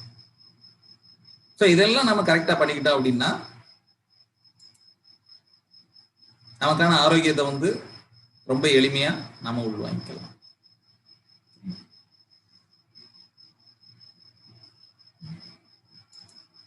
அப்புறம் இன்னொன்னு, நாம இதுவரைக்கும் பார்த்த பஞ்சபூதங்கள், அதனுடைய தன்மைகள், அதை பத்தி ஒரு சின்னதா ஒரு ஸ்லைடு போட்டு பார்க்கலாம்.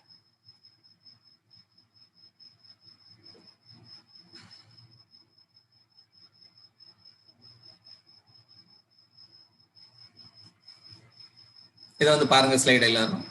நிறைவான ஆகாய சக்தி ஒருத்தர்கிட்ட இருந்தது அப்படின்னா ஆகாயம் உலகம் தொடர்பான உறுப்புகள், அப்புறம் அது பராமரிக்கிற உறுப்புகள், அதுல எல்லாம் ஆரோக்கியமான தன்மை. உடல்ல இருக்கிற அத்தனை உறுப்புகளுக்கும் தேவையான ஆற்றல் தேவை. அப்புறம் நோய் எதிர்ப்பு சக்தி. பொதுவா நோய் எதிர்ப்பு சக்திக்கு என்னென்ன பண்ணலாம் அப்படின்லாம் நினைக்கிறவங்களுக்கு அது எல்லாமே பாத்தீங்கன்னா உண்மையில ஆகாய சக்தியோட நிறைவு மட்டும்தான், நல்ல தூக்கம் மட்டும்தான். அப்புறம் ஆரோக்கியமான கண்கள், நம்முடைய நகங்கள், அப்புறம் நம்முடைய மனநலமும் கூட. இது எல்லாம் சிறப்பான ஆகாயத்தன்மை, நிறைவான ஆகாயத்தன்மை நம்ம கிட்ட இருந்தது. அப்புறம் மனதளவுல பாத்தீங்க அப்படின்னா அவங்க கிட்ட எல்லாருக்கிட்டையும் தெளிவாக திட்டமிட்டும் செயல்படுத்தக்கூடிய ஒரு திறமை இருக்கும். எதுவாக இருந்தாலும் தெளிவா திட்டம். அவங்களுடைய குரல் எப்பயும் உரத்து, நல்ல இரக்க உணர்வு உள்ளவங்க, பெருந்தன்மை, நியாயமா நடக்கிறதுல ஆகாயத்தன்மை உள்ளவங்கள அடிக்கிறதுக்கு ஆளை கிடையவே கிடையாது. இந்த ஆகாய சக்தி நமக்கு நிறைய வேணும் அப்படின்னா உடலுக்கு தேவையான அளவு ஓய்வு, தூக்கம், அப்புறம் முழுமையான இருட்டு. ஏன்னா நள்ளிரவு நேரம் தான் நம்ம ஏற்கனவே பார்த்தோம், ஆகாயத்துக்கான நேரம் அப்படின்னு பார்த்தோம். அப்புறம் கீரைகள், மீன்கள், அப்புறம் அளவான குளிப்பு. இந்த அளவான அப்படின்றதே வந்து கொஞ்சம் தப்பான ஒரு விஷயம் தான். நமக்கு இதுல மட்டும் அளவே தெரியவே தெரியாது. அது ஆகாயத்தை பத்தி பேசும்போது நான் உங்களுக்கு இன்னும் நிறைய சொல்றேன். அடுத்தது நெருப்புக்கானது அப்படின்னு பாத்தீங்கன்னா, நெருப்பு சக்தி நமக்குள்ள சரியா இருக்கும்போது நெருப்புத்தன்மை தொடர்பான அதை உள்வாங்குற, அதை உபயோகப்படுத்துற உறுப்புகள், அப்புறம் அது பராமரிக்கிற உறுப்புகள், அதுல இருக்கக்கூடிய ஆரோக்கியம். நெருப்பு தன்மை சரியா இருக்கிறவங்ககிட்ட வந்து நேர்மறையான எண்ணங்கள் இருக்கும், நிறைய அன்பு. நெருப்புத்தன்மை சரியா இருக்கிறவங்களால மட்டும்தான் காதலிக்கவே முடியும். நம்ம ஒருத்தரை காதலிக்கிறோமா இல்ல உலகத்துல இருக்கிற எல்லாரையும் காதலிக்கிறோமா அப்படின்றது வந்து நமக்குள்ள இருக்கிற நெருப்பை வச்சுதான் நம்ம தெரிஞ்சுக்கலாம். தன்னம்பிக்கை, எல்லாரையும் அரவணைச்சு போகக்கூடிய தன்மை, அவங்களுடைய செயல்களில் இருக்கக்கூடிய தெளிவு, உணர்வுகள்ல வந்து கட்டுப்பாடு, நிதானம், இதெல்லாம் நெருப்புத்தன்மை நிறைவா இருக்கிறவங்ககிட்ட நம்ம பார்க்கலாம். நிறைவான நெருப்புத்தன்மை வேணும் அப்படின்னா கொஞ்சம் வெயில், நிறைய உடல் உழைப்பு, நாக்கு ஏத்துக்கிற அளவுக்கான கசப்பு, தானிய உணவுகள், ஏற்கனவே சொன்ன மாதிரி நேர்மறை எண்ணங்கள், இதெல்லாம் நெருப்பு சக்தி நிறைவா இருக்கிறதுக்கான அடையாளம். நிலசக்தி வந்து நிறைவாக இருந்தது அப்படின்னா நிலசக்தியை உள்வாங்கக்கூடிய மற்றும் உபயோகப்படுத்தக்கூடிய அதற்கான உறுப்புகள்ல நலம், அது பராமரிக்கிற உறுப்பு. நிலம் தான் எல்லா உறுப்புகளையுமே பராமரிக்கும். அப்புறம் எல்லாருக்கும் கொடுக்கிறது, உதவுறது, திறந்த மனது, நிலத்தன்மை சரியா இருக்கிறவங்களும் ஆழ்ந்த சிந்தனை, எல்லாருக்கிட்டையும் மனம் விட்டு பாராட்டுவாங்க. அவங்க செயல்கள்ல எல்லாத்துலயுமே தீவிரமான தன்மையெல்லாம் பார்க்க முடியும். தீவிரமா, முரட்டுத்தனமா அதெல்லாம் அவங்ககிட்ட பார்க்க முடியாது. எதை செஞ்சாலும் கொஞ்சம் மிதமா அனுபவிச்சு ரசிச்சு செய்வாங்க. நிறைவான நிலசக்தி வேணும் அப்படின்னா அளவான இனிப்பு, துவர்ப்பு சுவைகள். நிலத்துக்கு மட்டும் பார்த்தீங்கன்னா 2 சுவைகள் உண்டு. சிறுதானிய உணவுகள், நிலசக்தி குறைவா இருக்கிறவங்களுக்கு மண்ணுக்கு கீழே விளையிற, நிலம் வந்து தனக்குள்ளேயே வச்சு விளைய வைக்கக்கூடிய உணவுகளும் நிலசக்தியை வந்து நிறைய கொடுக்கக்கூடிய உணவுகளா. அப்புறம் நிறைவான காற்று சக்தி அப்படின்னு சொல்லக்கூடியது, காற்று சக்தி தொடர்பான உறுப்புகள்,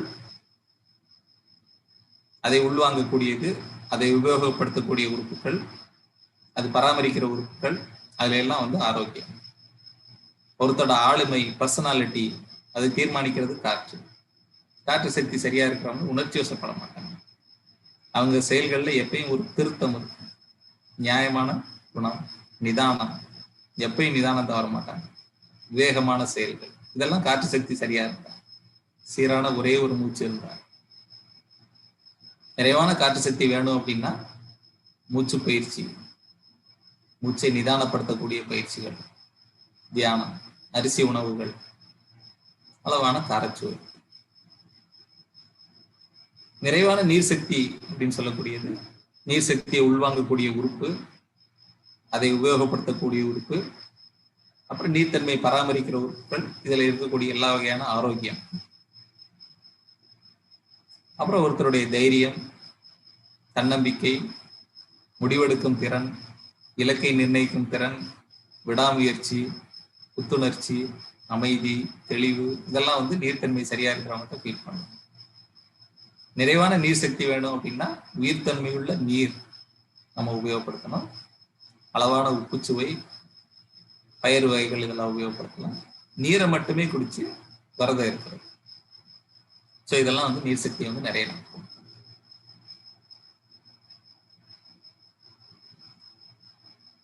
அடுத்து வந்து பஞ்சர் உள்ள போறதுக்கு முன்னாடி நாம வந்து இந்த சுண்ண அளவு முறைகளை பத்தி தெரிஞ்சுக்கணும். சுண்ண அளவு முறைகள் சொல்றது வந்து ஒருத்தரை வந்து அவங்க உடலை வச்சே அளந்து இந்த சக்தி ஓட்ட பாதைகள், அதுல இருக்கக்கூடிய புள்ளிகள், உடல்ல எங்க இருந்து எங்க பறிக்க போகுது அப்படின்னு, இது ஒரு அளவு முறை.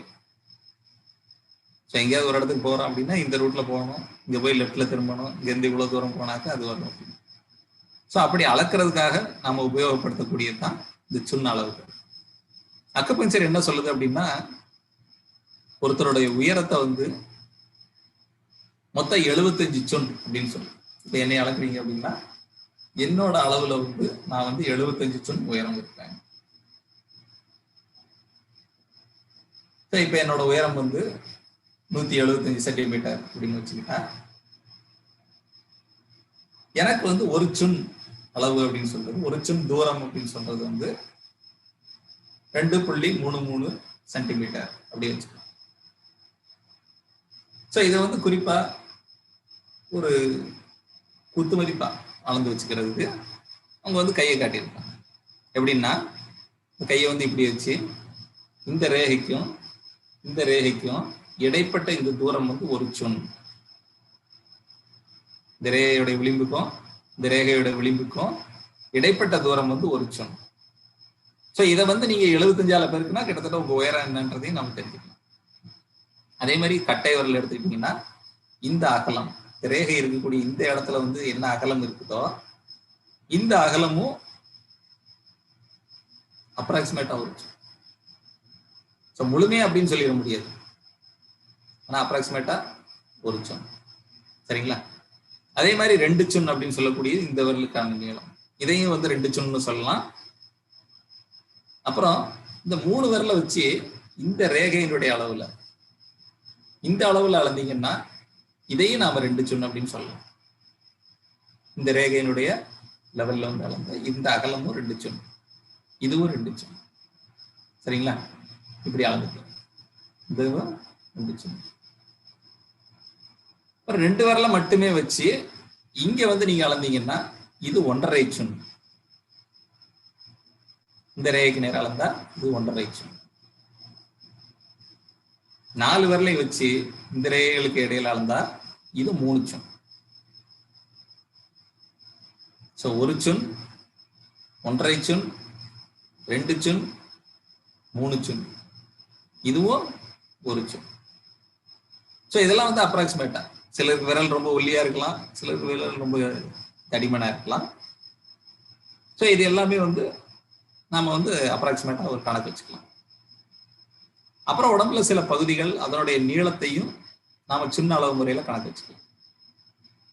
அதுல சரியா சொல்றது அப்படின்னா, இப்ப இந்த பகுதியை நீங்க எடுத்துக்கிட்டீங்கன்னு வச்சுக்கோங்க, மணிக்கட்டினுடைய ரேகையில ஆரம்பிச்சு முழங்கை மடிப்பு வரைக்கான இந்த நீளத்தை வந்து மொத்தம் 12 சுண் அப்படின்னு சொல்றோம். சரியா சொல்றதுன்னா நம்ம உடம்புடைய மொத்த உயரத்துல இருந்து இது 6.25 ஒரு பங்கு. இது மாதிரி 6.25 நீங்க வச்சீங்கன்னா 75 சுண். 6 × 12 72. அப்புறம் அதுல 1/4 பங்கு ஒரு 3 சுண் 75. ஸோ இந்த நீளத்தை வந்து 12 சுண். சப்போஸ் யாருக்காவது இந்த ஒரு கை வந்து நீளம் சரியா இருக்குது, இன்னொரு கையில நீளம் கம்மியா இருக்குது, இப்ப இந்த பகுதியை வந்து கம்மியா இருக்கக்கூடிய இந்த பகுதியை என்ன பண்ணுவோம் அப்படின்னாக்கா, இந்த நீளம் இவ்வளவு நீளம் இல்லாம இவ்வளவுதான் இருக்குது. இப்ப இதையே நாம 12 பிரிச்சு நம்ம இதுக்கு இடையில இருக்கிற புள்ளிகளை வந்து குறிக்கப்போம். ஸோ அதுக்காக வந்து நம்ம கிட்ட சில குறிப்புகள் சரிங்களா? ஸோ இது வந்து மொத்தம் 12 சுண். என்னுடைய மொத்த உயரம் 75 சுண். என்னுடைய நெற்றியின் அகலம் அப்படின்னு பாத்தீங்கன்னா இது வந்து 3 சுண். இந்த முடி வளர ஆரம்பிக்கிற இங்க இருந்து ஆரம்பிச்சு இங்க பின்னால முடி வளர முடிகிற இடம் வரைக்கும் பார்த்தீங்கன்னா மொத்தம் 12 சுண். சிலருக்கு தலை பெருசா இருக்கலாம், ஆனா அதை வந்து நாம 12 பிரிச்சு அதை நம்ம கணக்கில் எடுத்துக்கணும். ஸோ இந்த ஸ்லைட்ல வந்து நீங்க பாருங்க, 1 சுண், 2 சுண், 1.5 சுண். முழங்கை மடிப்புல இருந்து மணிக்கட்டு வரைக்கான தூரம் 12 சுண். கால்கள்ல பின்புறமா நம்முடைய பிட்டத்தினுடைய கீழ் ஓரத்துல இருந்து முழங்கால் மடிப்பு வரைக்கான தூரம் 14 சுண். இந்த முழங்கால் மடிப்புல இருந்து உள்பக்க கணுக்கால் மூட்டு வரைக்கும் பாத்தீங்கன்னா 15 சுண். முழங்கால் மடிப்புல இருந்து வெளிப்பக்க கணுக்கால் மூட்டு போனீங்கன்னா 16 சுண். இது காதுகளுக்கு இடையான இடைவெளி 9 சுண். இந்த முடியினுடைய விளிம்பில் ஆரம்பிச்சு cervical 7 அப்படின்ற ஒரு எலும்பு, இதற்கு வரைக்கான தூரம், இதை பத்தி நாம வகுப்புகளில் பேசும்போது அப்புறம் சொல்லுவோம். இந்த தூரம் பாத்தீங்கன்னா 3 சுண். இந்த பின்பக்கமா பட்டை எலும்புகள் 2 எலும்புகள் இருக்கு. இந்த 2க்குமான இடைவெளி வந்து பாத்தீங்கன்னா 6 சுன்னு இருக்கும். இதுக்கு நடுவுல வந்து முதுகெலும்பு இருக்கும். சோ இது வந்து 6 சுன். நெற்றியில் அகலம் 3 சுன். முடியினுடைய பரப்பளவு அது வந்து 12 சுன். மார்பு காம்புகளுக்கு இடையில இருக்கக்கூடிய இடைவெளி வந்து 8 சுன். நெஞ்சுக்குழியில் ஆரம்பிச்சு தொப்புள் வரைக்கான தூரம் 8 சுன். தொப்புள்ல இருந்து நமக்கு கீழே அந்தரங்க பகுதி வரைக்கும் போறதுக்கான தூரம் 5 சுன். சோ இதெல்லாம் நமக்கு வந்து சின்ன குறிப்புகள். இதை வச்சு நாம சில விஷயங்களை தெரிஞ்சுக்கலாம்.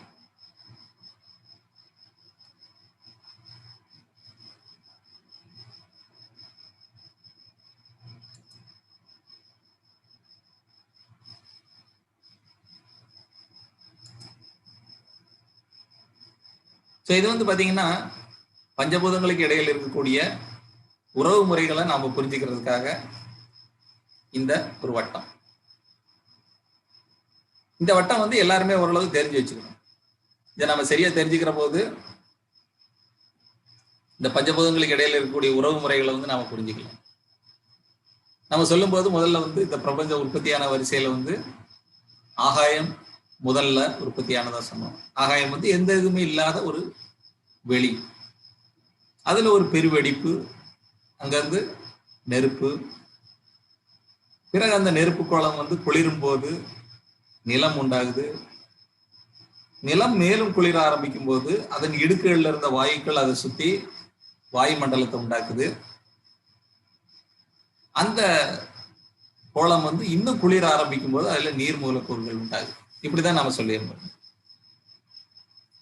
சோ இந்த படம் பாத்தீங்க அப்படின்னா ஆகாயத்துல இருந்து நெருப்பு, நெருப்புல இருந்து நிலம், நிலத்துல இருந்து காற்று, காற்றுல இருந்து நீர், நீர்ல இருந்து ஆகாயம். இது வந்து ஒரு சுற்று. இதை வந்து ஆக்கச்சுற்று அப்படின்னு குறிப்பிடுறோம்.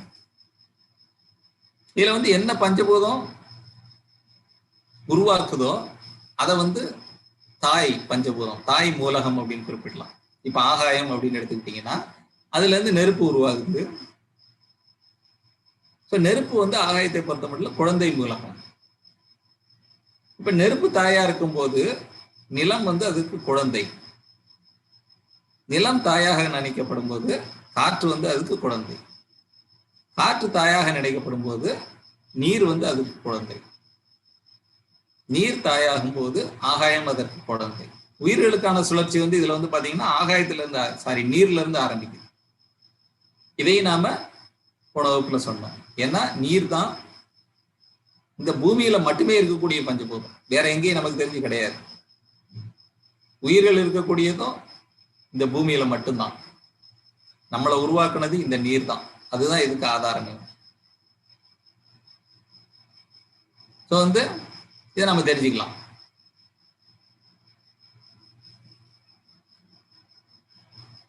ஸோ இது வந்து சுழற்சி. இந்த சுழற்சியில வந்து பாத்தீங்கன்னா ஆற்றலை உள்வாங்குற தன்மைக்கு ஒரு சுழற்சி தனியா இருக்குது. அது ஆகாயத்திலிருந்து, அதாவது பிரபஞ்ச உற்பத்தியான தன்மையிலிருந்து ஆற்றலை உள்வாங்குற தன்மைக்கான சுழற்சி வந்து ஆகாயத்திலிருந்து ஆரம்பிக்குது.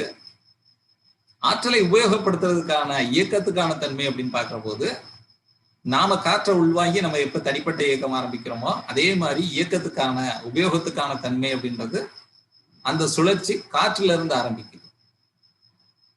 இது வந்து ஒரு ஆக்கச்சுற்று, கிரியேட்டிவ் சைக்கிள். எதுல இருந்து எது உண்டானது அப்படின்றத குறிக்கக்கூடியது. இதுல வந்து பாத்தீங்கன்னா ஒவ்வொரு குழந்தை மூலகமும் தன்னுடைய தாய்கிட்ட இருந்து தேவையான ஆற்றலை வந்து உள்வாங்கிக்கிடும். ஆனா தன்னுடைய தாய்க்கு வந்து கட்டுப்படாது. பிரபஞ்ச விதியே வந்து அப்படித்தான். எந்த குழந்தையும் தன்னுடைய தாய்க்கு கட்டுப்படாது. எந்த குழந்தையாவது தாய்க்கு கட்டுப்படல அப்படின்னா அந்த குழந்தை வந்து ஆரோக்கியமா இருக்கு. தாய்க்கு கட்டுப்படுதுன்னா ஏதோ பிரச்சனை இருக்கு. பிரபஞ்ச விதியே இதுதான், தெளிவா புரிஞ்சுக்கணும். ஆனா அந்த குழந்தை தாயினுடைய தாய்க்கு வந்து கட்டுப்படும். தாயினுடைய தாய்க்கு கட்டுப்படும். இந்த நடுவுல போட்டுக்கக்கூடிய இந்த கோடுகள் வந்து கட்டுப்படுத்தும் சுற்றை வந்து காட்டுது. ஆகாயத்துல இருந்து நெருப்பு உண்டானது. நெருப்பை வந்து ஆகாயம் கட்டுப்படுத்த முடியாது, ஆனா நீர் வந்து கட்டுப்படுத்த முடியும். ஆகாயத்தினுடைய தாயான நீர் வந்து நெருப்பை கட்டுப்படுத்த முடியும். நீர்ல இருந்து நெருப்பு நிலம் வருது. நிலம் வந்து நெருப்பினுடைய தாயான ஆகாயத்துக்கு வந்து கட்டுப்படும். நிலத்துல இருந்து காற்று வருது. இந்த காற்று வந்து நிலத்தினுடைய தாயான நெருப்புக்கு வந்து கட்டுப்படும். காற்றுல இருந்து நீர் உண்டாகுது. இந்த காற்றினுடைய தாயான நிலத்துக்கு வந்து கட்டுப்படும். நீர்ல இருந்து ஆகாயம் வருது, உருவாகுது. இந்த ஆகாயம் வந்து நீருடைய தாயான காற்றுக்கு கட்டுப்படும். இதை பத்தியே நாம அடுத்த வகுப்பு ஆரம்பிக்கும் போது இன்னும் கொஞ்சம் விரிவா பார்ப்போம். ஏன்னா அடுத்து நாம வந்து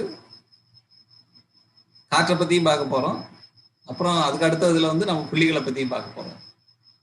ஸோ இதை வந்து நாம வந்து முழுமையா தெரிஞ்சுக்கணும்.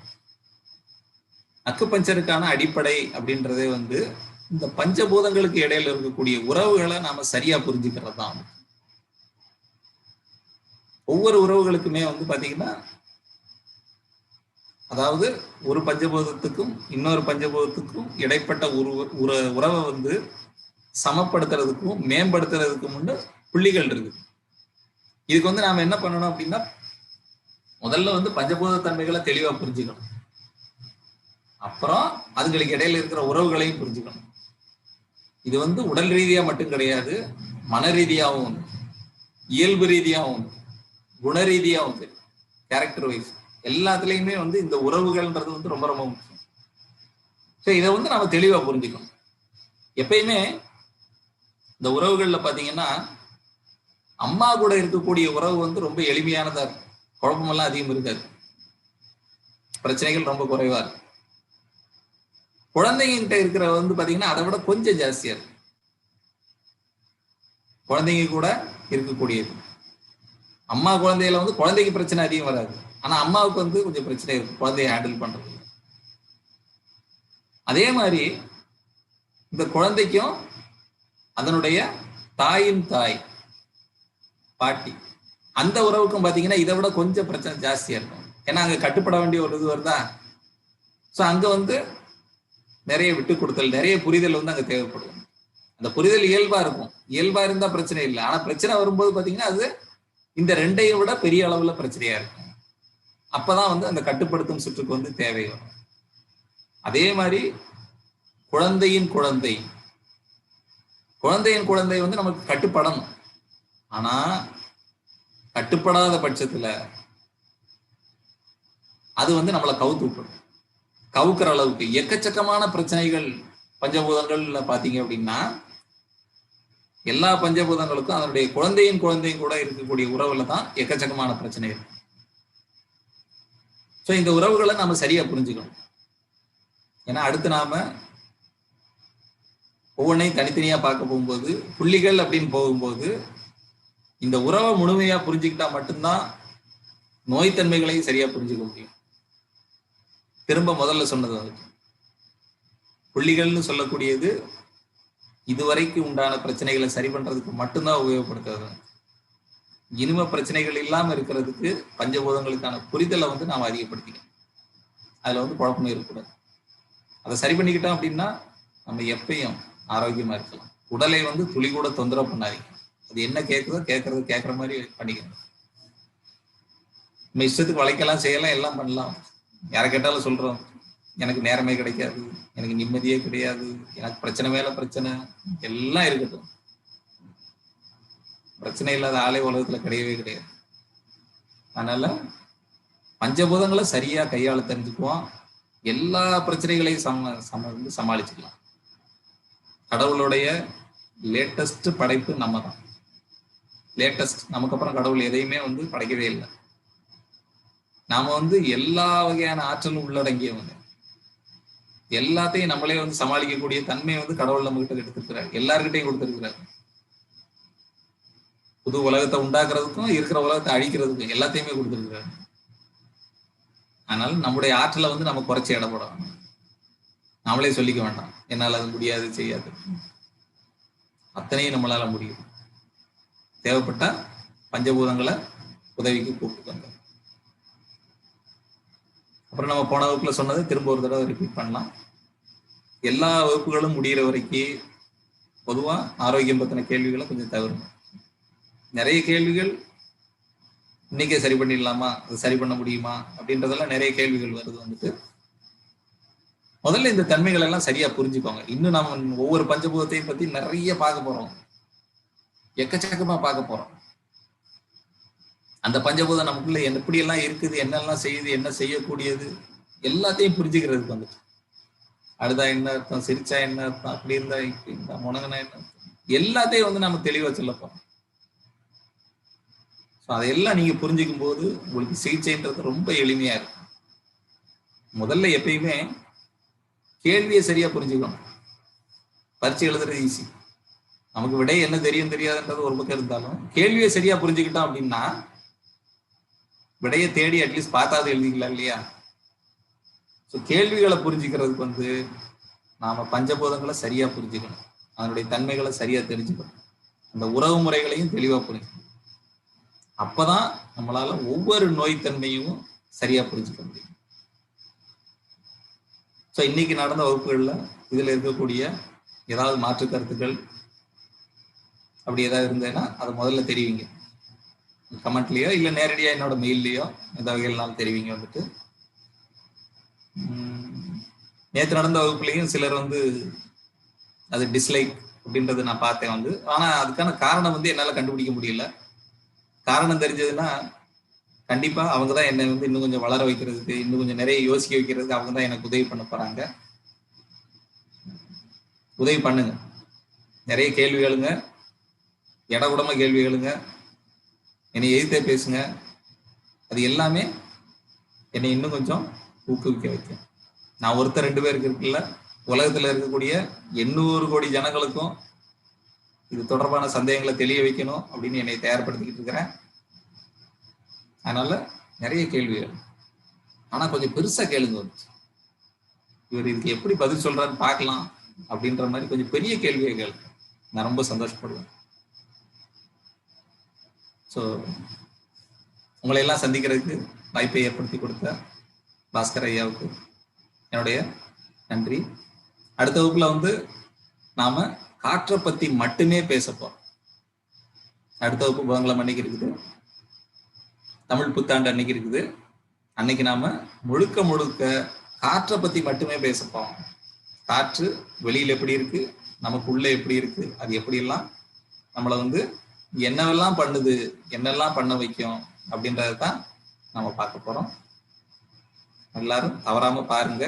இதற்கான முழு பலனை உங்களுக்கும் உங்க குடும்பத்துக்கும் உங்களை சுத்தி இருக்கிறவங்களுக்கும் கிடைக்க செய்யுங்க. எல்லாருக்கும் நன்றி.